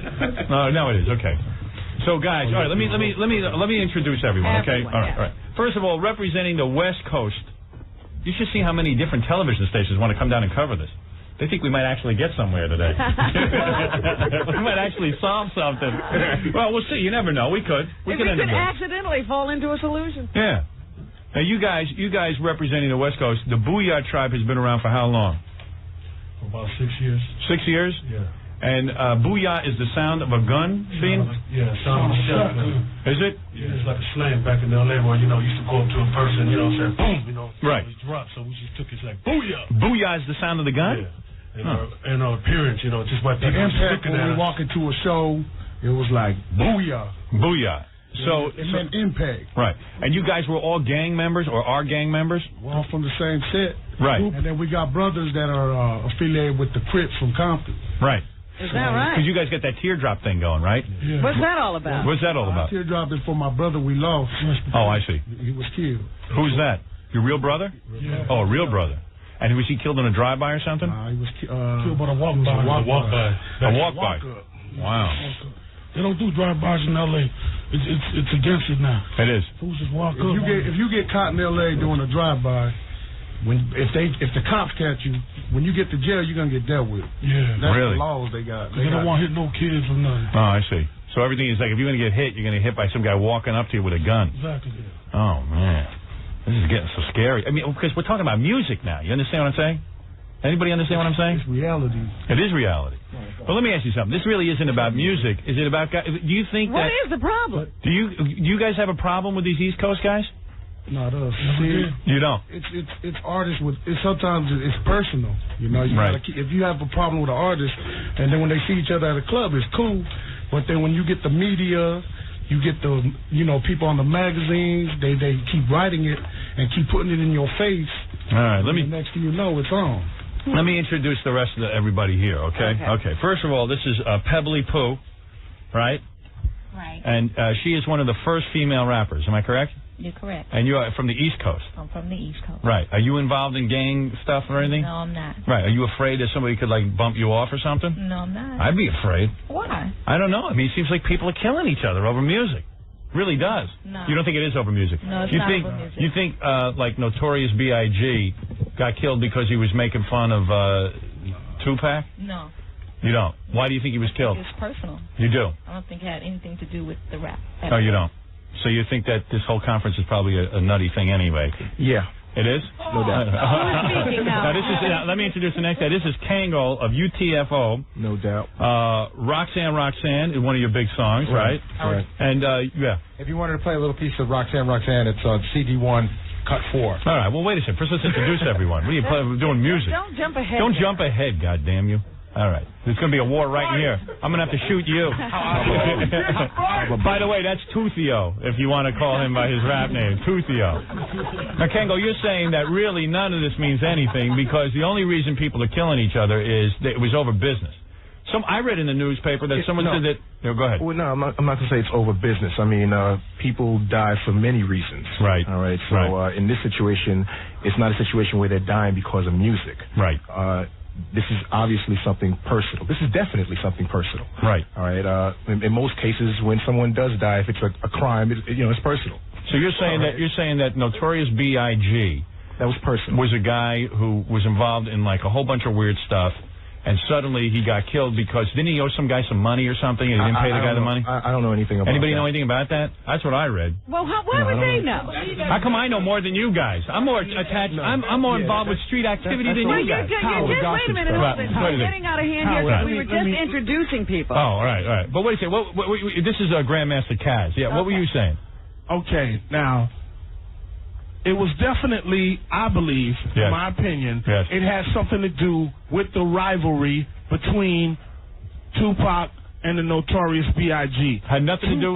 No, I think it did have something to do, in my opinion. Right. Tupac was killed, okay, and I think there were some people who thought they was doing Tupac a favor, who was trying to stand up for Tupac and saw Biggie and killed Biggie. Right, so they were personal. They figured Tupac is dead, why should he still be walking around? They're still listening to records that Tupac is that are still being played with lyrics that are, saying, derogatory things about Biggie and about other rappers, too. All right, because from what I understand, tell me if I'm right, Notorious B.I.G. had a wife, and Tupac said on his record that he screwed Notorious B.I.G.'s wife. Again, that's personal. Right, that's personal. But let me ask a question, because it sounds to me like you're saying that fans are taking these lyrics seriously. Exactly. That's exactly what I'm saying. Right. The lyrical content in rap today is so negative and so violent and so street player and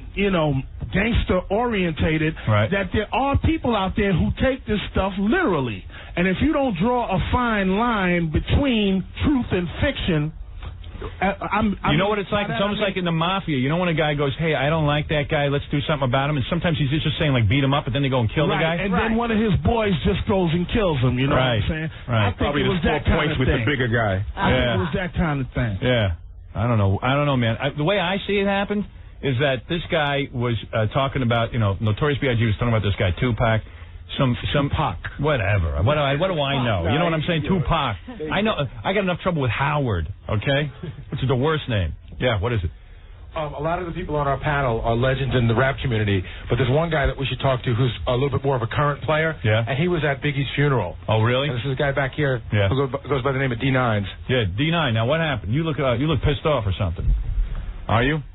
Basically, I see it like it's all nonsense. You know what I'm saying? Right. People just come out there to make the music. Right. You know what I'm saying? It's a talent you got, use it. You know what I'm saying? I believe you should get money for it. But if you want to take it a certain limit and talk about having sex with this guy's wife and killing him and that person, come on, then it's only going to start beef between y'all anyway, so you should look for it to come. Yeah, you think that you're asking for trouble if you're going to write lyrics like that? Yeah. But who are these guys? Who is killing who, though? I mean, who do you think killed this guy? Well, according to Dinas. Yeah. Taz. Yeah. Money. Yes, he Money said- killed him. Money? See, it takes money.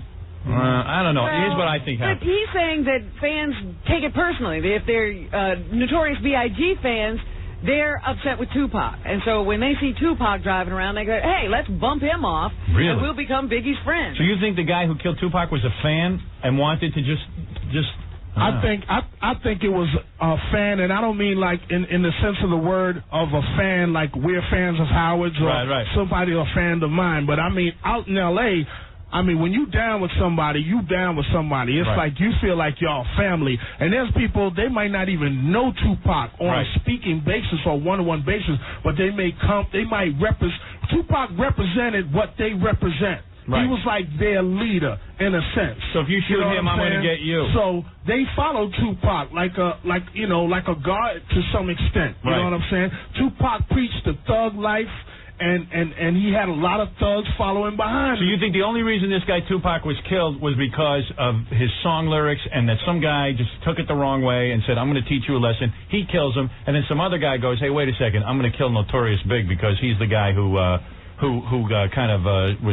dissing Tupac. Right? Yeah, that's it. I believe it's that simple. Now, so then you're telling me this killing stuff is over? There are a lot of scenarios that can be thrown in, but I think basically that's what it is. Now, I'm not saying that it's over because once one thing happens, it sets off a chain reaction sometime. Right. What we are here to do today, and I hope in other places, is to stop it where it is. Let me count our losses for where they are and not go any further with it. Don't retaliate. You know what I'm saying? And I think it takes people like us and brothers like the Booyah Tribe and other West Coast artists, prominent West Coast artists, to come together and us have a forum like this and speak together like this so they know. I lived in Hollywood for 3 years. Yeah. And me and Booyah, we got mad love. Right. I never had a problem with no West Coast artists ever when I was out there. Right.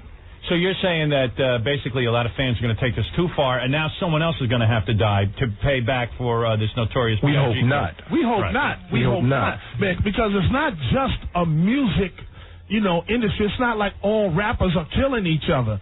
That's not what it is. Anybody in this room afraid right now? I mean, seriously, afraid about what's going to happen next? About what's going to happen? Go ahead. I'm sorry. I don't know. This is Chubb Rock. Right. Speaking. To me, I think that the practitioners of this genre right here, I think they're led into this kind of fictional story about who killed who. To me, the way I see it, and I know I'm not losing my mind, Tupac was at a place and got into an altercation with someone and a group of people that were not rappers. There have not been any rap suspects in any of these killings. Right. No rap guy had been linked to any guns to these killings. Tupac and Biggie were friends for many years, and a misunderstanding which happened between men all the time, every day, happened. And somebody took it into their own hands and said, "Hey, I'm gonna fix this guy for making fun of my favorite rap star." Negative. No. Negative. I don't know a person in the world that's gonna sit around. And, I mean, if that was the case, there should have been a million killings after John Lennon died, or fans he had. That was it's fiction. Right. He got into an altercation with some other people in Las Vegas about maybe an other issue. Nothing to do with Biggie. Nothing.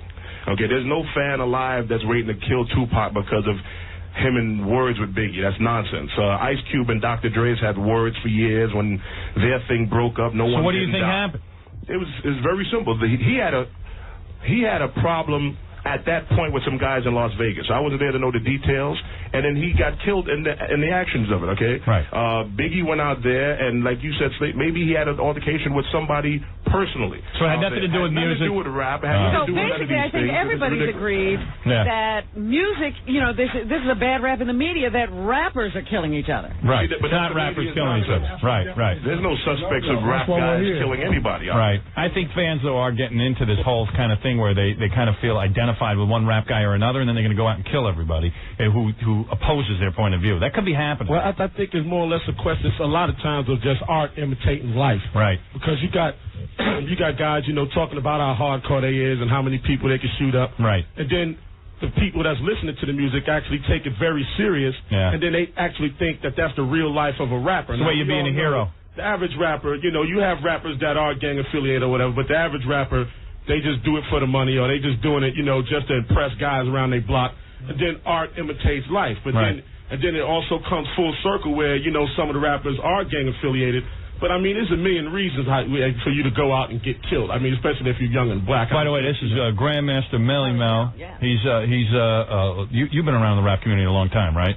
Since the gate. Yeah, right. And Chubb Rock, I should say, has a new album called The Mind. It hit stores April 29th, and his new single, Beef, talks about stopping all the violence and what's going on. He's also got a song out called East versus West. You do?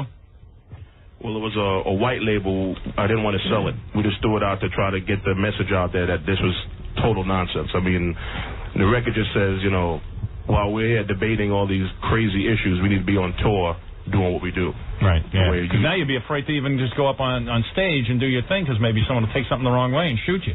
I mean, I think people are just out of hand with the whole thing. They take rap too serious. Just like if you go see a movie. Right. Arnold Schwarzenegger killed 40 people in the movie. After he comes from the movie, he go home to his wife and kids. Yeah, right. He ain't a part of, like, the Aryan Nation. He ain't running around with, you know, but then again, you have certain rappers, they say all the things in the records, and then they do run around with people that do, you know, do bad things. Yeah. And then that's where the fans and the public get very misconstrued about what rap is really supposed to be. Yeah. Now, I have a solution. Uh-oh, okay, good. Let's get down to it. We're going to get to the root of this whole gangster thing. Yeah, because I don't know how to end all I want to be a gangster rapper, let's just say. Yeah. Let him say his rhyme, right? Right. And as soon as he talk about shooting somebody, shoot him. All right, there you go. Okay, now.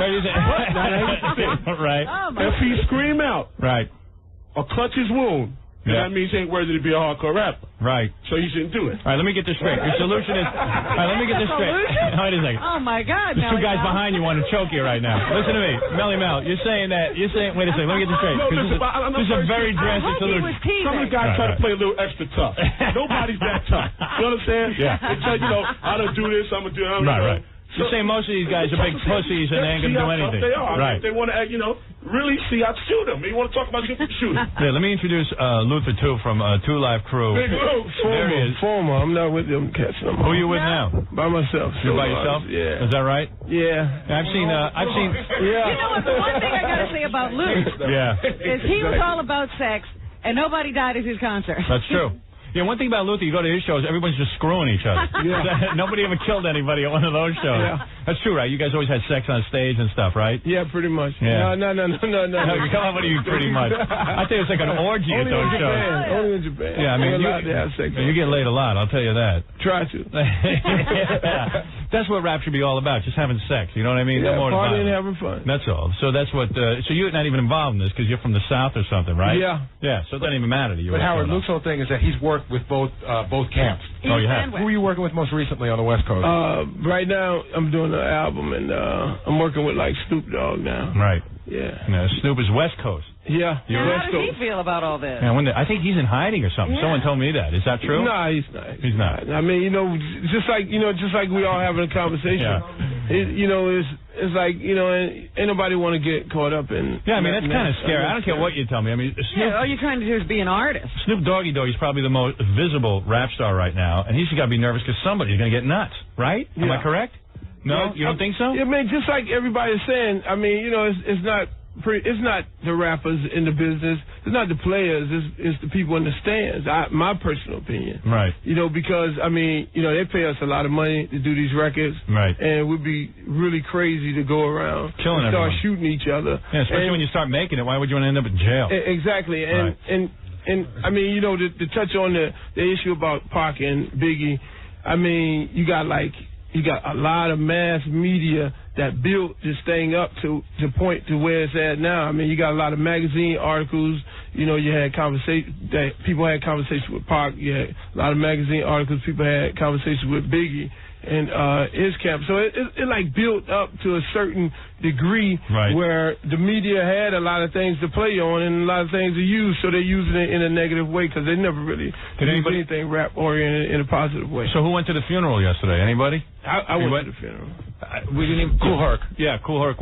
You were at the funeral. Yes, I was. Now, what do you think of the cops pepper spraying everybody? What happened with that? You know, I don't know why they didn't come out of the riot gear because it wasn't even like that. It was very orderly, and I like to say, you know, condolence to Bad Boy and Mrs. Wallace and the family that Leote really handled the whole event pretty good. All the riot gear wasn't even called for. You know, I think they just did that to... I saw the lady from the New York Times getting pepper sprayed. She was screaming up a storm. Yeah. That was pretty wild. I saw that on TV. It was pretty nuts. Don't you know who I am? I'm from the New York Times. Yeah, never mind, lady. Yeah, calm down. We got something for you. Yeah, it's pretty wild. That's a pretty wild funeral, I'll tell you that. Yeah. Now, Booyah Tribe, you can't show up at the funeral because that's East Coast, right? You would get booed or something, right? Is that true? It wouldn't matter. Wouldn't matter? We would have went, you know, as far as being, you know, Biggie had something to do with, it affects all of us. Right. And if, you know, us going, I mean... You had no problem with that guy? Like they said, you know, I got no problem. No big deal. Well, see, you guys got no beef with the Booyah Tribe. So there doesn't seem to be an East Coast, I wouldn't mess with those three guys. There's no such thing as an East Coast, West Coast beer. There isn't. So what we're here to say is that this summit has been a total waste of time. It's not a waste of time? No, it's not. I believe right now, I feel that the media, you know, they put it to where it's at right now. They never talk about nothing good. Right. You know, they never try to get no solutions. They never try to call out the camps that was having the problem. They never called out Bad Boy. Did I do anything good today? You definitely. I did? You did because it's not, you know, it's not rappers killing rappers right now because right now, you know, it's gang affiliated. You know what I'm saying? That's the word is out. It's nobody from no rap group into a gang. So are we here to say to all fans of rap, stop killing rap stars and because don't get caught up? Rap stars? That's not rap stars. You know, in general, we want, you know, any violence to stop. Right. You know, we're not here to promote violence. Violence period. As a whole. Right. You know what I'm saying? We need to stop killing each other. Right. Period. Right. But what do you say to rap stars who are promoting the thug life then? Black people. Yeah, but what about these guys who... Every day in the ghetto, people are shot. Every day on a day-to-day basis. It's just not public. So you're saying any guy who raps... media people. Any guy who raps about that is just reporting on what's going on. He's not necessarily advocating the lifestyle? Well, see, you have to draw a fine line between reporting and advocating. If there's not a line, if there's not a visible line that's drawn in the lyrics, then it can be construed as, well, this is how this guy is living. This is what he wants us to do. Right, and you could also make a case that a lot of rappers, they say hardcore lyrics, and they ain't really gang affiliated. They ain't hardcore at all. It's just like if Ice Cube went to college or if, you know, Tupac went to a high school of performing arts, that's something that you never know about these brothers. If they were to know that these guys live normal life, that they got kids, they take their kids to school, they take their kids to the dentist, you know what I mean? Then people wouldn't look at it like these guys are so violent and I want to be violent like them. They saw them as everyday people. It wouldn't be any big deal. Yeah, I mean, because people actually really need to tone down a little bit. Just step back a little bit. But artists have been playing into that. Don't take it so serious. I mean, you know, it's only music. It's music. Yes, but the artists have been playing into their characters, you know. Yeah, well, they got it. That's what goes back to art. Otherwise, it's not interesting. Because the average rapper wanted to be a tough guy. This is the average rapper. He was nobody. Before he was rapper, he was basically nobody. Just a guy off the block. Right. He made his little rap. Right. And we're not talking about... But the Booyah Tribe was pretty tough guy. He made his little raps. Yeah. Now he's somebody in the neighborhood. So now he hangs out with the tough guys in the neighborhood. Right. You want to be like them. You want to run like them. And then as he's running like them, his fans want to be like the guys. Sort of like me. I'm a big pussy, but I try to act like a tough guy. Right. You dress like a biker, but you've never been on a bike. Yeah, like I dress like a guy on a motorcycle, but I've never even been on a motorcycle. You know, so it's really a vicious cycle that just come to an end because all people got to do is say, listen, I want to live. You know what I mean? I'm in it to make some money. I want to have a good time, but nobody, I want to kill this one. And if I wasn't rapping, I'd go back to the projects and sell drugs. Even if you really meant that, that's not nothing to say to kids. That's nothing for a kid to hear. I got another guy from the West Coast on the phone. This is Dosh from Dog Pound. You guys know him? Daz Oh, Howard. sorry, Das. He's not a computer programmer. I call him Das. That's my thing. I'm sorry, man. What do I know? Hey, Daz. Yeah, what's happening, Howard? What do you say, man?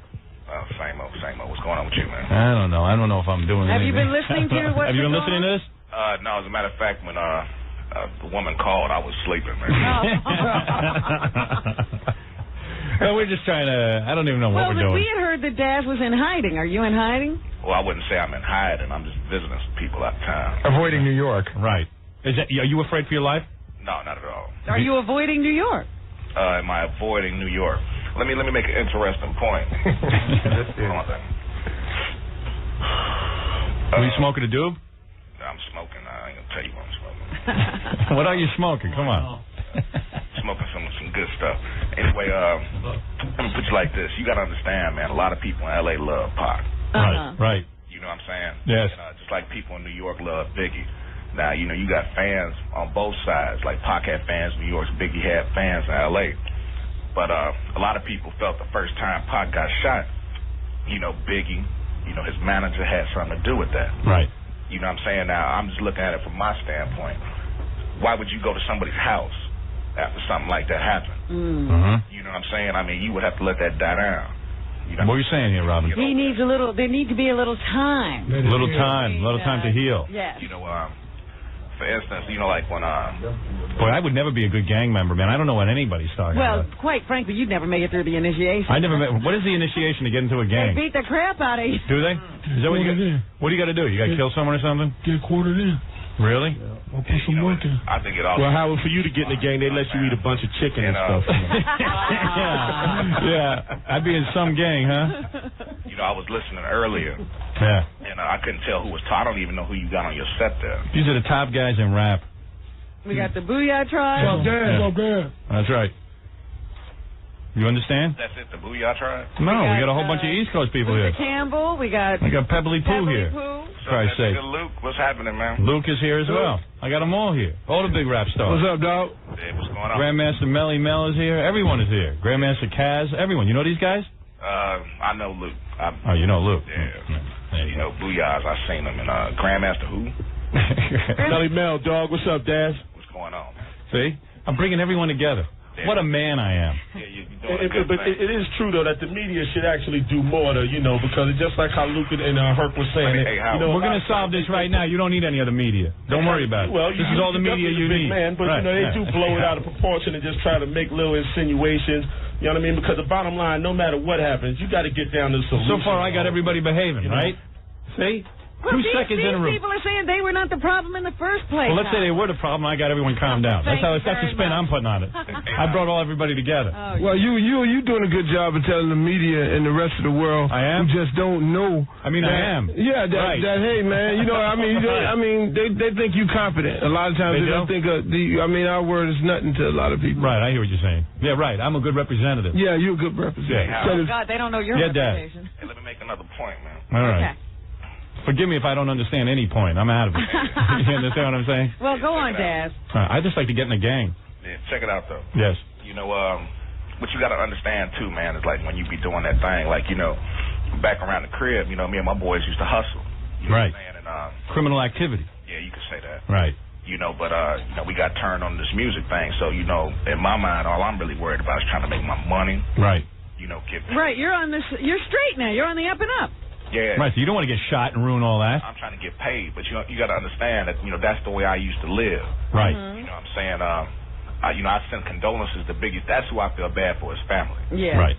You know what I'm saying? I don't want to say anything negative because I thought he was all right guy and I liked his music. Right. But you got to understand, though, you know what I'm saying? I think if anybody truly knew Biggie, they knew he really wasn't a player.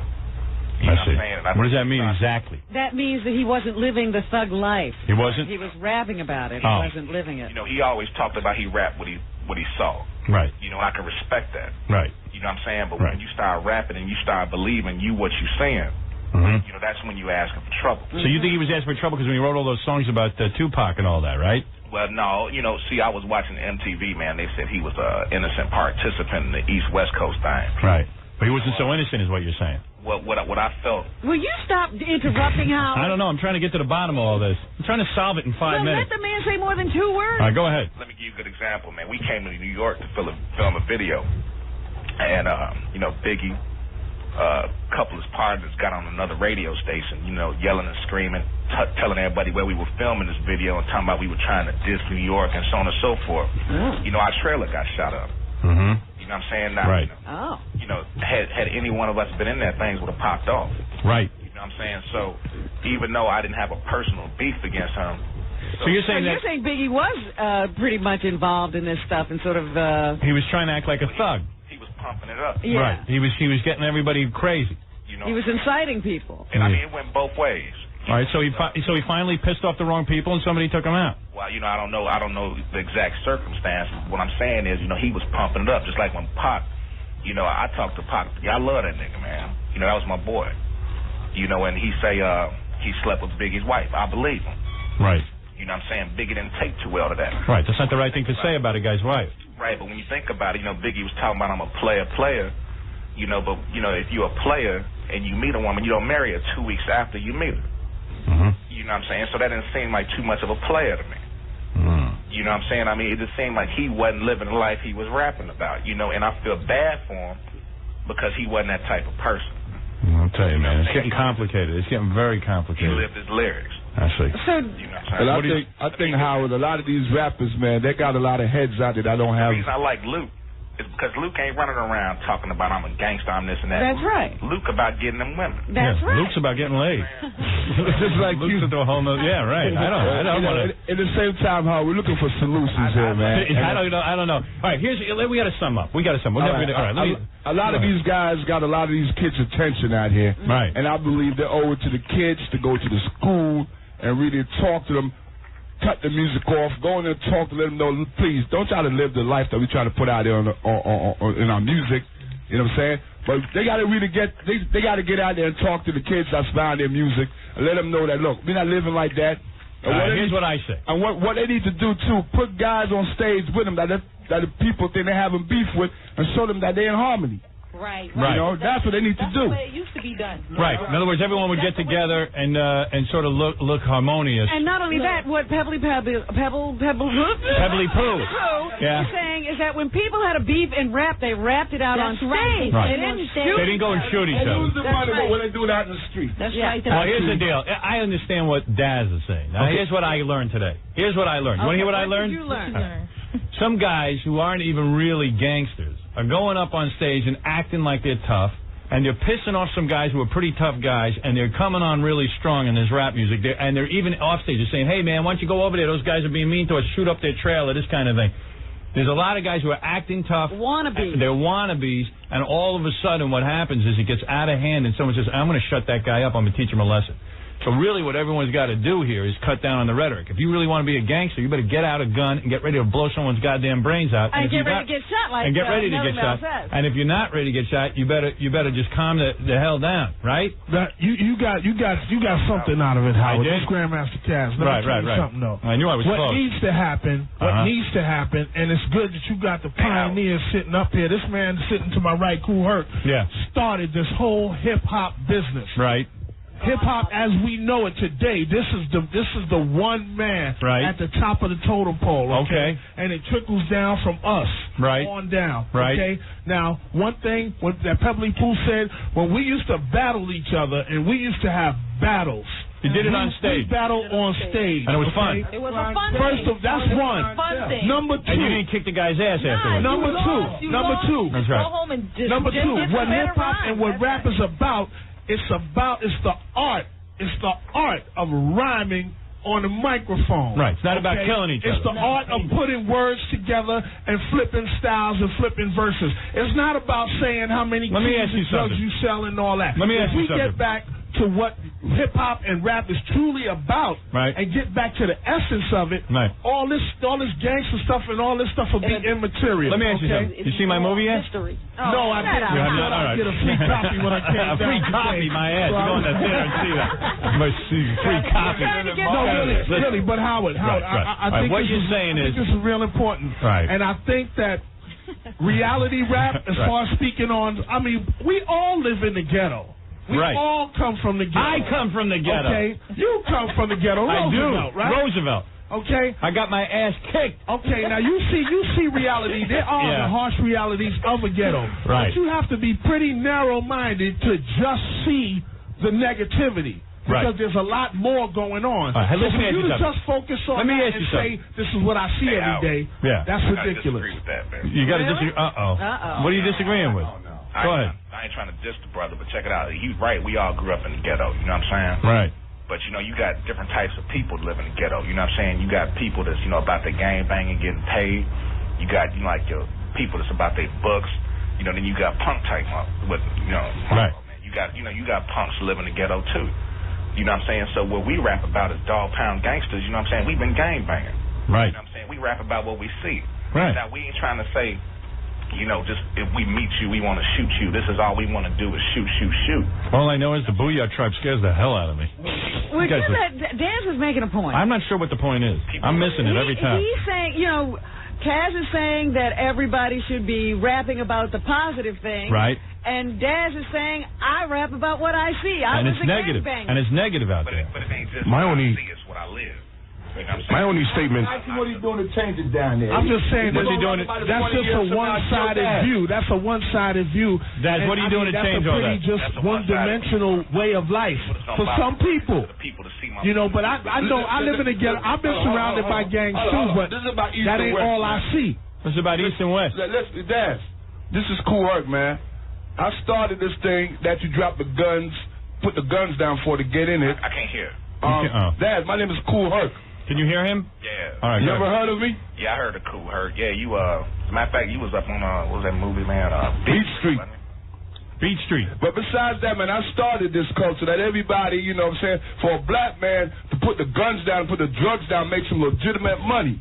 You know what I'm saying? Bottom line, and for kids to have fun.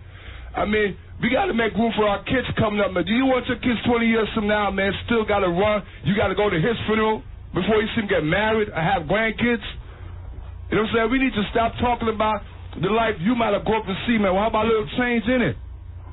You follow what I'm saying, my brother? I hear what you're saying, man. You know, we got to get political involvement so we can have some gyms, some field trips, and let them kids live, man. You know, we ain't doing nothing if we're going to talk about that's all you see, but I know you have sense enough there's good and bad, man. My brother, we need to set up the penitentiary. We need to let Mars start going to the dead house, man. We need these kids to live. You're saying that you could make a lot of money rapping about like gangster stuff, but you don't. Love. But you don't because you say, hey, look, I'm going to talk about love and stuff. Come on, man. Right. You know what I'm saying? First of all, I'm not trying to flower it up and say, just talk about lovely, beautiful things. There are harsh realities, and like I said, you can. I mean, if that's what you see, then you can touch upon it. But I mean, come on, for like thousands of people to come out and every record you make and everything comes out, you talking about shooting and killing and I mean, it's just an industry. And now you go to record companies, if you're not making gangster records, you can't even get signed because that's what's hot. So now you have a whole generation of people making gangster records about shooting and killing and this. Because that's the only thing that sells. If you see killing and shooting, you say, talk about it and move on to the next thing. Howard, first of all, I'm gonna tell you, Howard. First of all, I think it's monumentally racist to think that the rap genre is only gangster rap. Right. Okay, that's ridiculous. If you pick up gangster rap groups, maybe it's 10 of them out of 200 and something groups. How in the world does that represent rap? Yeah. You know what I'm saying? So I don't see it. And the same thing about black people in jail. That's monumentally racist again. You know, all black people ain't in jail. All black people ain't sell drugs. All black people ain't do this. That's ridiculous. You have Tim Allen, who had the #1 show, Home Improvement, and he used to sell dope and went to Folsom Prison. Right. No one is sitting around tagging those things on him now that he's making whatever he's making per episode. Right. You know, this is just, to me, it's just blatant racism. The whole factor is this. I'm a black man. Biggie's a black man. Tupac's a black man. Daz is a black man. I love my black people. Right. Period. Okay, and I'm telling you, no disrespect to you. It's great that you had this forum. You, the media, anybody is not going to be the solution to what I would call a big disagreement. Don't say that. No, I am the solution. The only person that's going to be a solution is us amongst ourselves. I'm not from the East Coast. Booyah. I'm from the West Coast of Africa. So you're saying that's where I'm from. You're saying that there's no way I can solve this problem today. No, you're just a plane for us to sit up there and try to deal with what we got to deal with. Shucks. You know what I'm saying? I mean, I got friends on death row. Lady of Rage is a longtime friend of mine. You know. You have dealt me some harsh medicine, my brother. Oh, it's not harsh medicine. You know, I mean, I was hoping to be the hero here today, but I can see that Trust me, you can't be the hero. But what you can do, you know, what the situation is right now, you know, this is not time for Christopher Columbuses and all that kind of nonsense. Really? What we're here to I just wanted the credit, you know what I'm saying? Yeah, exactly. Right. That's cool. Yeah. But what we need here, you know, is there's some kind of some kind of conversation, and it ain't going to just deal with these 12 people in here. Right. You know what I'm saying? It's a whole nation, right? And it's going to. Everybody just comes down to sense. And let me tell you what it really comes down to: two people. Mothers and fathers. Teaching their kids. Because if my kid sits around and gets influenced by a 5-minute record, and me and Luke been on shows saying this before, then I failed as a father. That's right. I'm not going to blame East Coast rapper, West Coast rapper, this label, that label. That's ridiculous. If your kid is screwed up, it's your fault because you raised them weak. That's what I'm talking about. Right. That's right. And that's what Daz is saying. Right. That's the whole thing. That's what Luther's saying. At the end of the day, it's how you raise Can't hear your Luther. kid. I know. If you raise your kid to be narrow-minded to a record, you know, then that's the problem within the parent and the raising up the kid. All right, listen to what I learned today. I got to sum this thing up because, believe me, we'll be here all day. And I got to go do a bunch of penis jokes. That's where I get paid. You understand what I'm saying? Right. Never mind all this other stuff. Penis is where it's at. Penis and vagina. That's right. That's my thing. You understand? You and Luke are on the same wavelength. Luther, you understand this, right? Exactly. You pioneered a lot of this penis and vagina stuff, you know? And I know one thing. Most guys in this room have a bigger penis than me, and that is the God's honest truth. I don't care what anybody says. Am I correct? Yeah. Yes. In my case, definitely correct. Well, Heavenly Pooh, you don't know that for a fact, my dear. Yeah, right. From Cool Herc to the East Coast, West Coast, like Chubb Rock, so we all come from one coast, man. Right. And right now, this violence, man, we all come from Africa. Me too. We as adults, man, we have something to give back to the community, man. You know what I'm saying? I understand. And let these kids see us in a better light than this all, you know, give them a life expectancy besides 18 or 20, man. Let me say something to my brothers here today. Piece of death row, you have family out there. Come on, man, you know. You have presented today, thanks to me. I just have to praise myself. You will get I know, some credit. Right, I'll get a lot of credit, believe me. But after you guys leave, I'll be praising myself all over. What we have learned today is the following. This is the first step in the right direction. Everyone has come forward and said, look, we're all getting along. All these kids out here should get along. That's what you've said. Am I right? Yeah, right. Because I've been living out on the West Coast for about a year and a half now. I done been in the studio with Daz. I done hung out with Snoop. I kicked it with Pac before he What are you passed. wearing, a bulletproof vest out there? No, I'm saying it's not that. It's like they say, it's not the people. You know, and I just want to say, too, I got an album coming out in April. It's called Right Now. It's me and my man. All right, let's get to the real serious business. Blow up. Who wants to plug something else? Anybody else got a plug? All right, let's get down to why we're all really here. Right, plugs. All right. Right now, me and this is Cool Herc, the Godfather of hip-hop music. Along with myself and Bambaataa, we're having a birthday bash, and it's also in honor of Biggie passing away. Right. And we have artists come through to do our thing. Very nice. All right, this is the grandest of them all. Even your mama call, Kaz, and I just want y'all to know y'all can reach me on the internet. Really? Email me. Really?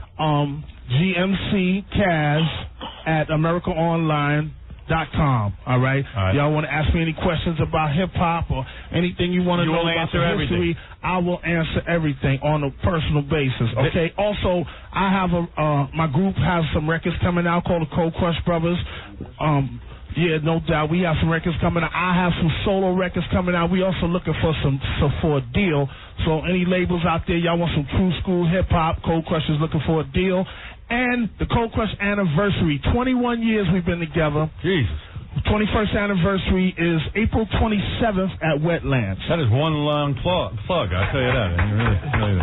D9, you got anything to say? Nothing? Nothing to plug, huh? All right. Yeah. Chubb, you got anything to plug? Chubb, you got the new album, right? Yeah, that's later on in the month, but, you know, this is not the forum for that. This is not the forum for that right now? Daz, you got anything you want to plug? Yeah, I just want to say what's up to my niggas on your panel, man. They all sound like they straight up, you know what I'm saying? You like everybody there? Yeah, you know, I like you too, man. You're pretty straight, Howard. You're damn right I am. You know, I'm gonna go check I think I solved the whole goddamn problem today. Hey, you want to hear something? Just tell everyone I did. You want to hear something, man? Yeah, go ahead. I was doing little interview on the radio yesterday here where I am. I'm, in Chicago. Right. And some guy, man, I hear called Cowman or something. I don't know like that, man. The man queer. Whatever, man. My boy, who I'm going to fist his dead daddy on stage. That's a whole nother war going on. He called that radio station talking about he wanted to put together a summit. Well, they all do what I do. You know what I'm saying? You understand? If you ran up on that mark, man, you probably want to punch him in his mouth. It's the man queer. Don't worry, I'll take care of him.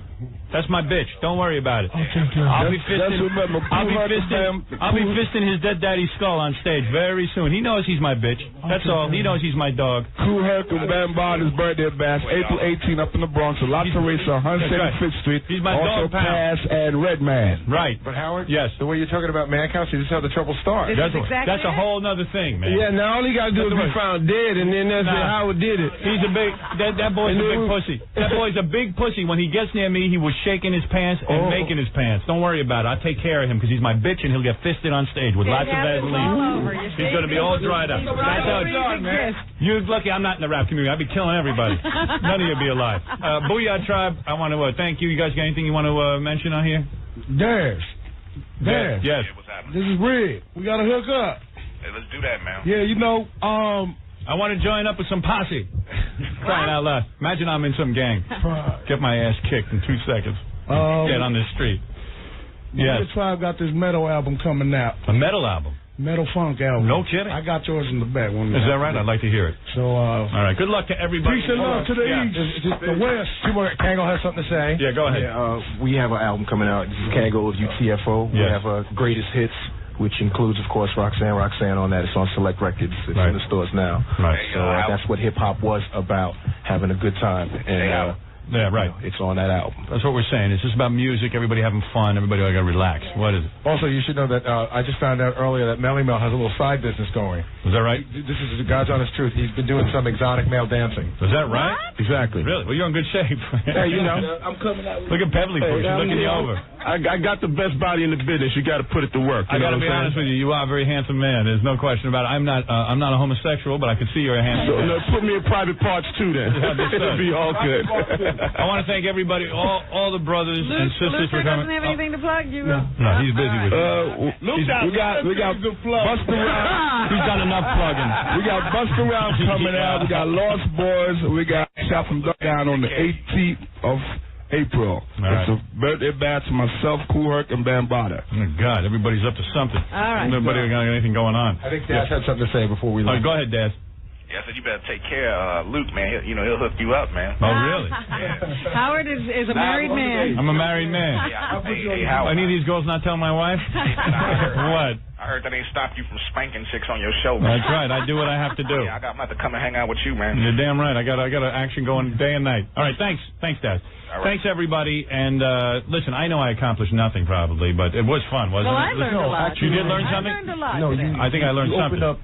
I opened up the line of communication. Well, there's a lot of people out there. I mean, there's a lot of people in your audience that's probably ignorant to what's been going on. That's true. And I hope that listen, you got enlightened a few of them. You got the number one show. Thank you. In America, in the world. You the man on radio. You're all here. You know what I'm reached saying? more people today than we would have reached anywhere else. You gave us a forum to express our views.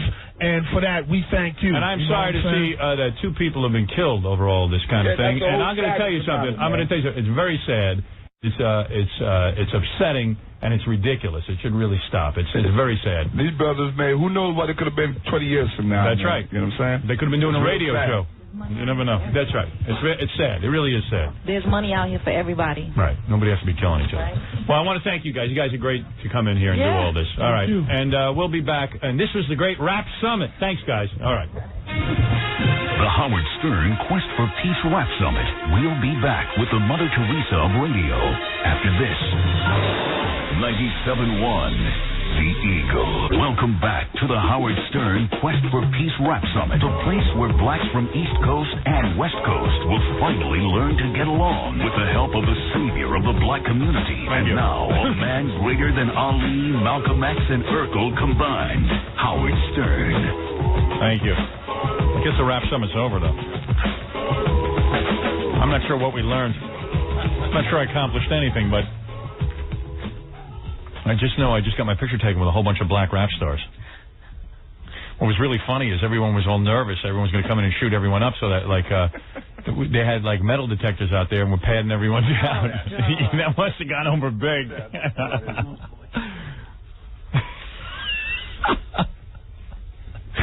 They really did. Who did? Oh. There's some wild scene out there. Yeah. Hey, what do you want from me? Amazing. Everyone's getting nervous. See what happens, man, when things get out of control? Well, you can't go anywhere without going through a metal detector today. I learned from that guy Daz from the Dog Pound that basically it seems like that guy Biggie Smalls had been mouthing off a lot and telling people to come down and shoot up a trailer or something. Yeah, he just said that when he was here doing a video or something, Biggie told people where they were filming and said that they were dissing New York, and the next thing they know, their trailer was being shot up. So people were playing at gangster games. Right. I don't know, man. I don't think I solved anything, but I didn't expect to. Well, I learned a lot. You did? Yeah. You really did? Absolutely. I didn't know what anyone was talking Well, about. it's not rappers shooting each other. Right. It's other people. Rappers are just rapping, and people are taking their lyrics way too seriously. Right. There you go. Hey, now. Yeah, but according to that other guy from the Dog Pound there, Daz, he's saying that some of the rappers are acting like gangsters. And well, that's what I'm saying. They were taking their art right into their lives and acting as if they belonged to gangs now, too, and they were gangbangers as well. Right, they were mouthing off. Yeah. Meanwhile, they were in tough. Talking really big. Did I ever do your plug, Jackie? I was out of the room. I don't even remember. In the midst of all the plugs, I don't know. I know hard that. to tell if Jackie's was done. I know that Jackie better be. You better use the metal detector on him because if we don't read his plug, he's ready to kill somebody. Jackie Penthouse, Joke Page, Martling, the Joke Man, and Sergeant Pecker each 78 minutes of filthy jokes. Only $12 plus $4 shipping and handling. CD or cassette, buy two, get one free. Call 1-800-323-KING. Friday night, March 28th, two big shows at David Brenner's Laugh House, formerly Catch a Rising Star in South Street in Philadelphia. For information, visit Jokeland on the web at JackieJokeman.com. Thank you.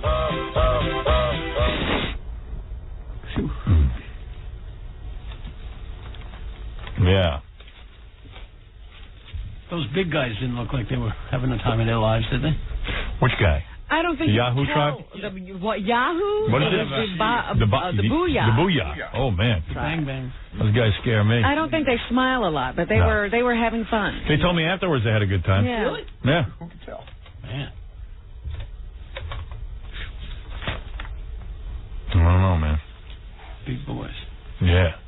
Yeah, Samoans are big. Wow. What do you think they eat a lot or they're just big people? Well, they eat a lot, but they're also big. Right.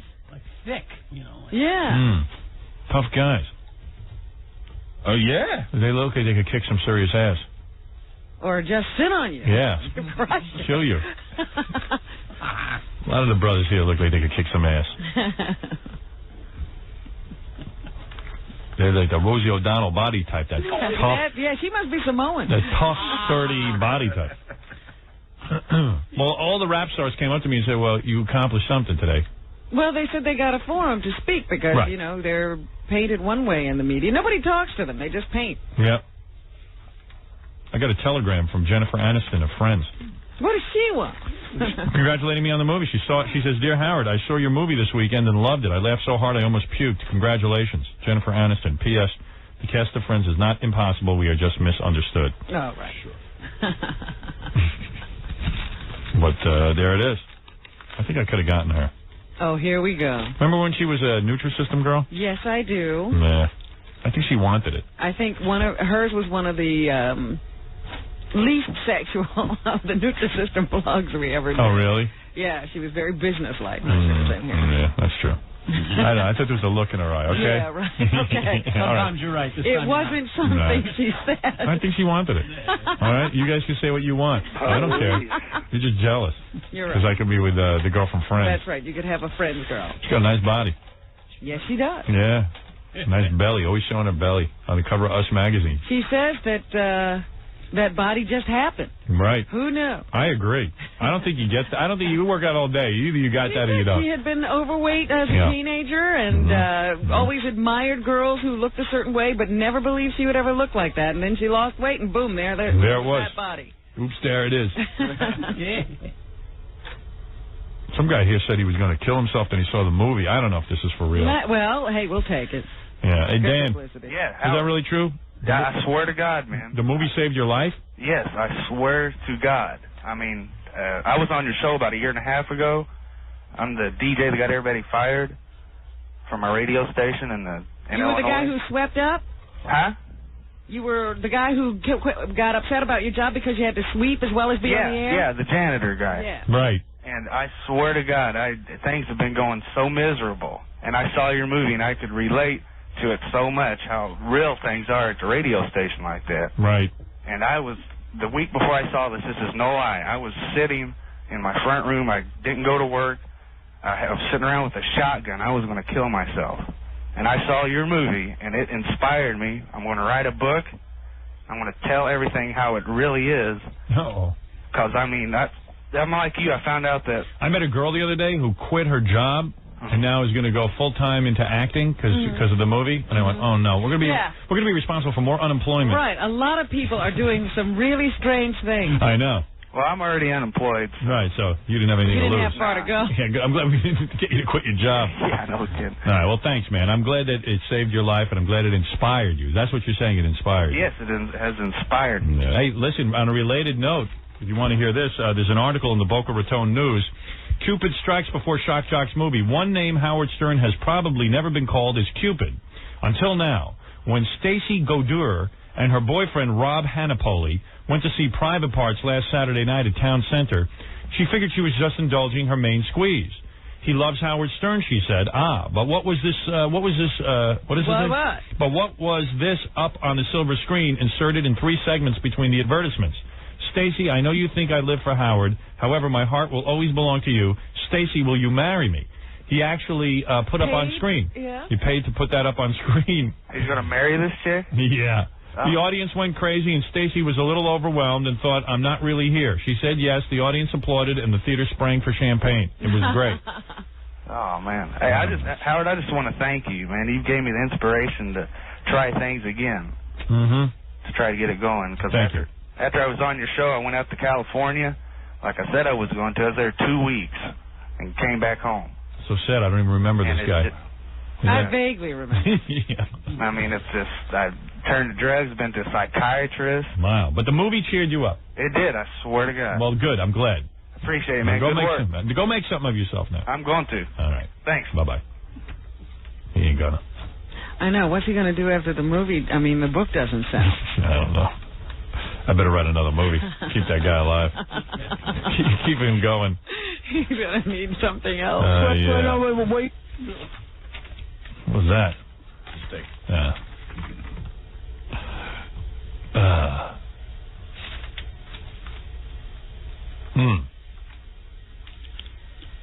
You said you had something funny to tell me. That was it. They were out there. They were out there putting everyone through metal detectors before the rap summit. That was funny. That's pitiful. Well, I didn't want anybody shooting each other, but everybody was very nice. These were all peace-loving people. They were. That's what I said.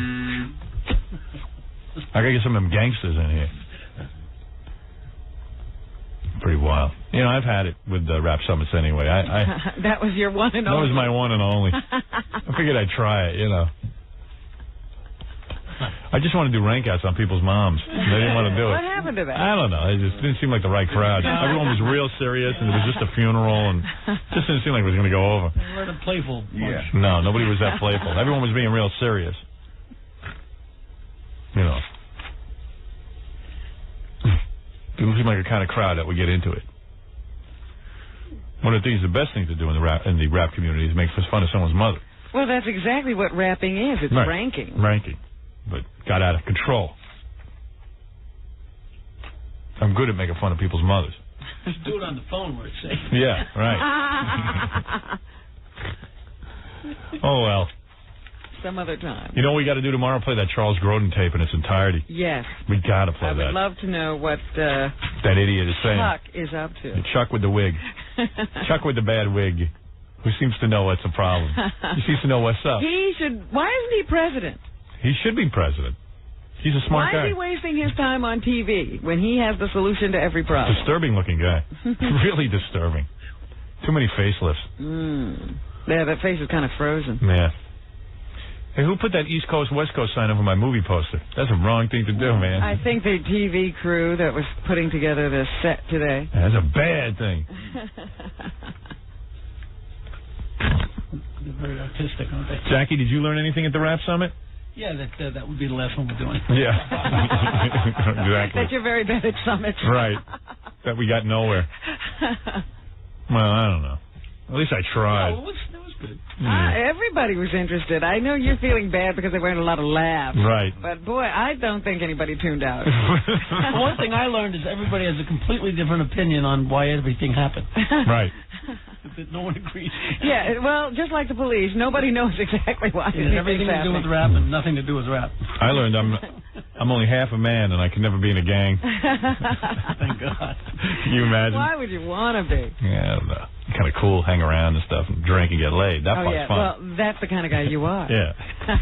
I don't think I could actually be up to some criminal That's what I activity. always loved about Snoop Doggy Dogg. I said all of his songs are about drinking and smoking. Right. That's What's wrong why with he's that? not in trouble. You're right. He's completely in a coma. Everything is about gin and pot. Yeah, and pot and gin. See? You were onto something years ago, Jackie. Jackie was the first guy to start singing about pot. You know, I was grandfather of rap. Is Right. the Godfather. Right. It's true. I also learned, like in rap, like a lot of guys are into claiming who was the first guy to start rap, and the other guys don't seem to care. Right. Right. They don't care. Everybody's a pioneer. Everyone's just trying to rap. I don't know. But it is kind of sad that guys are shooting each other up. I mean, it's getting a little nuts. Well, it isn't guys who are shooting each other up, you know, because you're acting like it's the guys who sing. Biggie didn't shoot Tupac. Look at you. You sound like you're a rap star. What's your rap name I got again? it. I am Run IUD. Run IUD. Biggie did not shoot Tupac. You notice everyone dissed you and didn't call you Run IUD? Called you I Robin? noticed. You know what else I noticed? I didn't get called Tarzan. You didn't call yourself Tarzan. You never told anybody what your rap name was. I got a little nervous. I told you the reason I was staying around was to see if you would do that. It was a tough crowd. I knew you'd chicken out as soon as they walked in. Excuse me, black people. Could you call me Tarzan? Yeah, all right, man.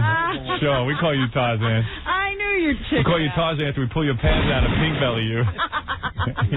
Yeah, we rape you. You're Tarzan. What's your rap name, Tarzan? Come here. You're Jane. I was making eye contact with Beverly Pooh. I think she liked you. I She do. was laughing at you. She was very into me.